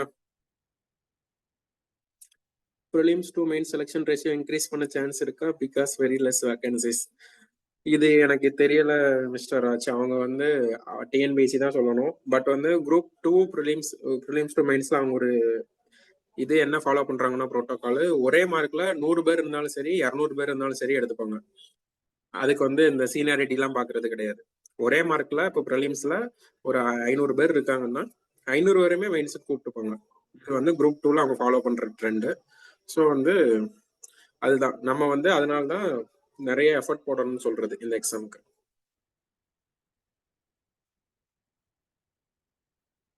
வேற ஏதாவது நோட்ஸ் இருக்கா? நெக்ஸ்ட் இயர் வேகன்சி இன்க்ரீஸ் ஆகுமா? அதுதான் நான் ஃபர்ஸ்டே சொல்லியிருந்தேன், எல்லாமே டிபார்ட்மெண்ட் டிரைவன் தான். இன்க்ரீஸ் ஆகலாம், ஆகாமலும் இருக்கலாம், இதே அளவு கூட இருக்கலாம். நம்மளால ப்ரெடிக்டே பண்ண முடியாது. பட் எந்த இயர் கேட்டாலும் நம்ம சர்வீஸ் பண்ணும், அவ்வளவுதான் மேட்டர். ஸோ வந்து வேக்கன்சியை வந்து ஃபோக்கஸ் பண்ணாதீங்க. ப்ரிப்பரேஷன்ல மட்டுமே ஸ்ட்ராங்கா ஃபோக்கஸ்டா இருங்க. நம்ம வேக்கன்சியை பத்தி கவலைப்படுறதுனால ப்ரிப்பரேஷன் அஃபெக்ட் தான் ஆகும். ஸோ வந்து ப்ரிப்பரேஷன் அஃபெக்ட் பண்றதுமே பார்க்க தேவையில்ல. அதுவும் வேக்கன்சி நம்ம கையில இல்லை. ஸோ வந்து இதுதான் பாருங்க. குரூப் 4 தமிழ்ல 75 to 80 வருது. ஜென்ரல் தமிழ் கண்டினியூ பண்ணலாமா ஃபார் குரூப் 2? இது வந்து பர்சன் டிபெண்ட் தான். உங்களுக்கு வந்து எனக்கு ஜென்ரல் இங்கிலீஷ் ஆல்ரெடி கொஞ்சம் நாலேஜ் இருக்கு, இல்ல எனக்கு நாலேஜே இல்லை, பட் வந்து ஜென்ரல் இங்கிலீஷ் நான் அனலைஸ் பண்ணிட்டேன், என்னால கிராக் பண்ண முடியும், அதுலயும் மார்க் வாங்க முடியும்னா நீங்க தாராளமா மாறலாம். பட் வந்து ஜென்ரல் இங்கிலீஷுமே 20 கொஸ்டின் கிட்ட டஃபா தான் இருக்குன்னு சொல்றாங்க. ஸோ வந்து நீங்க எது எடுத்தாலும் அனலைஸ் பண்ணிட்டு மாறுங்க. நான் வந்து பொதுவா தமிழ் கஷ்டம், இங்கிலீஷ் மாறுங்க அப்படிலாம் சொல்ல முடியாது. சொன்னா வந்து அது இன்கேஸ் வேற மாதிரி கொஸ்டின் கேட்டால் அது உங்களை தான் அஃபெக்ட் பண்ணும். எது பண்ணாலும் அனலைஸ் பண்ணிட்டு பண்ணுங்க. ஒன்ஸ் நீங்க மாறணும்னு முடிவு பண்ணிட்டீங்கன்னா அதுல நிறைய ப்ராக்டிஸ் வேணும், அவ்வளவுதான் மேட்டர். இந்த எக்ஸாமை பொறுத்த வரைக்கும் சிம்பிளான ஒரு விஷயம், ப்ராக்டிஸ். அது நீங்க general English, Tamil, maths, GS எதுக்குனாலும் அப்ளை பண்ணிக்கோங்க. ப்ராக்டிஸ் மட்டும்தான். பொதுவா சொல்ல முடியாது, இப்போ தமிழ் டு இங்கிலீஷ் நீங்க மாறுங்க, இங்கிலீஷ் டு தமிழ் மாறுங்கலாம் சொல்ல முடியாது. நீங்க அனலைஸ் பண்ணணும், உங்களோட கேப்பபிலிட்டிக்கு ஏற்ற மாதிரி உங்களுக்கு எது ஈஸியா வரும்ன்றத நீங்க தான் அனலைஸ் பண்ணி ஃபைண்ட் அவுட் பண்ணணும். இது இண்டிவிஜுவல் தான். சார் நான் தான் பிங்க் பண்ணியிருந்தேன் அந்த லாஸ்ட் இதை. ஆக்சுவலா Okay, நான் சென்ட்ரல் இங்கிலீஷையும் அனலைஸ் பண்ணி பார்த்தேன். அதுலயுமே 20 கொஸ்டின் டஃபா தான் கேட்டிருந்தான். வொக்காபுலரி, விடியம்ஸ் எங்க இருந்து எடுத்தானே தெரியல. So Yes. அதெல்லாம் நம்ம திருப்பி போய் படிச்சோம்னா அது படிக்கவே முடியாது. அதை அண்டர் த சன் மாதிரி படிச்சுக்கிட்டே இருக்கும். அதுவுமே அந்த மாதிரி டஃப்னஸ் தான். ஸோ எப்படியுமே இங்கிலீஷ்ல டஃப் வைக்கணும்னு நினைச்சாலும் 80 கொஸ்டின் நம்ம தான் போட மாதிரி வரும். ஸோ ஏற்கனவே நான் தமிழ் 2 தடவை எழுதியிருக்கேன். So Okay. அதனால எனக்கு பார்க்கும்போது ரெண்டுமே ஓரளவு ஈக்குவலா தான் வருது. மிஞ்சி போனா ஒரு 4 கொஸ்டின் 5 கொஸ்டின். போன தடவை குரூப் 2ல தான் அந்த ஒரு 10 கொஸ்டின் கிட்ட டிஃபரன்ஸ் வந்துருச்சு. ஸோ அதுதான் இந்த தடவை அது வராது. ஏன்னா ஏற்கனவே இப்போ மெயின்ஸ்ல வந்து தமிழ் எடுத்துட்டாங்க. ஸோ இந்த தடவை எடுத்துட்டாங்க. அதனால கிட்டத்தட்ட இந்த பிலிம்ஸ்ல வந்து பெரிய வித்தியாசம் இருக்காதுன்னு நான் யோசிக்கிறேன். ஏன்னா அப்படி இருந்தும் நான் அனலைஸ் பண்ணி பார்க்கும்போது இங்கிலீஷுமே டஃபா தான் இருந்தது. 80 டாப்பரே 80 தான் போட முடியும், அந்த மாதிரி தான் இருந்தது. ஸோ அதனாலதான் எனக்கு ஒரு டவுட் இருந்துச்சு, அதனால உங்கள்கிட்ட கேட்டேன். இது நல்ல டவுட் தான் ஆக்சுவலி. பட் வந்து உங்களுக்கு வந்து நீங்க எந்த லாங்குவேஜ்ல கம்ஃபர்டபுளா இருக்கீங்களோ போங்க. இதுல இருந்து நமக்கு என்ன சைன் நல்ல சைன் தெரியுதுன்னா, 2 பேருக்குமே கிட்டத்தட்ட ஈக்குவலா கொண்டு வர வாய்ப்பே இல்லை. ஏன்னா 2 பேருமே தனித்தனி ஃபேக்கல்டி தான் எடுக்க போறாங்க. பட் வந்து சொல்லிடுவாங்க, இந்த ஒரு லெவல்ல எடுங்க, ஹார்ட் லெவல் எடுங்கன்னு தான் இன்ஸ்ட்ரக்ஷன் போகும். ஸோ வந்து இது நம்மளால ப்ரெடிக்ட் பண்ண முடியாது. பட் வந்து லாஸ்ட் இருக்க லேட்டஸ்ட் ட்ரெண்ட் படி பார்த்தா 2 பேருமே கிட்டத்தட்ட ஈக்குவல் ஆயிட்டாங்க.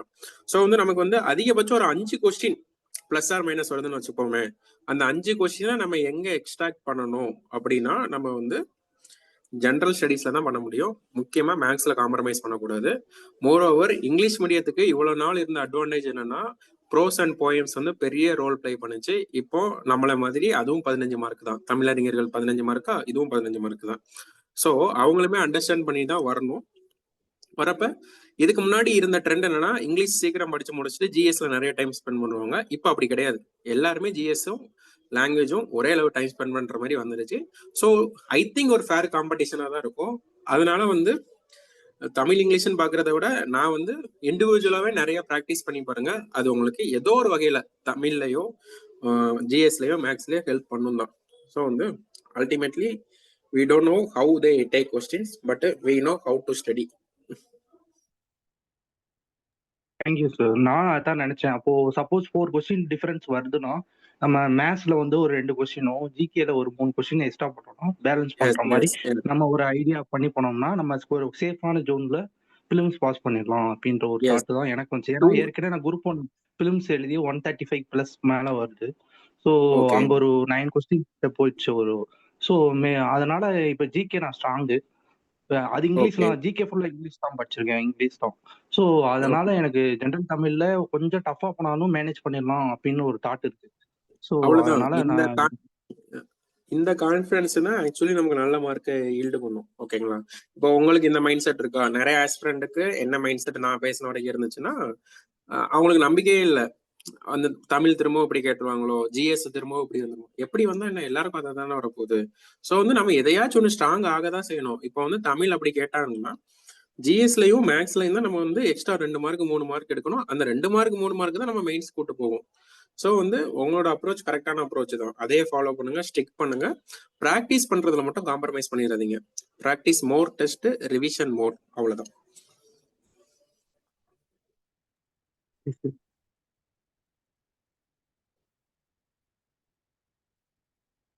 நெக்ஸ்ட் வேற யாருக்காச்சும் ஏதாவது டவுட் இருக்கா?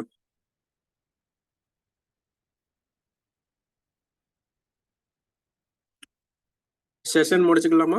நியர்லி ஒரு 1.5 hours போயிருக்குன்னு நினைக்கிறேன்.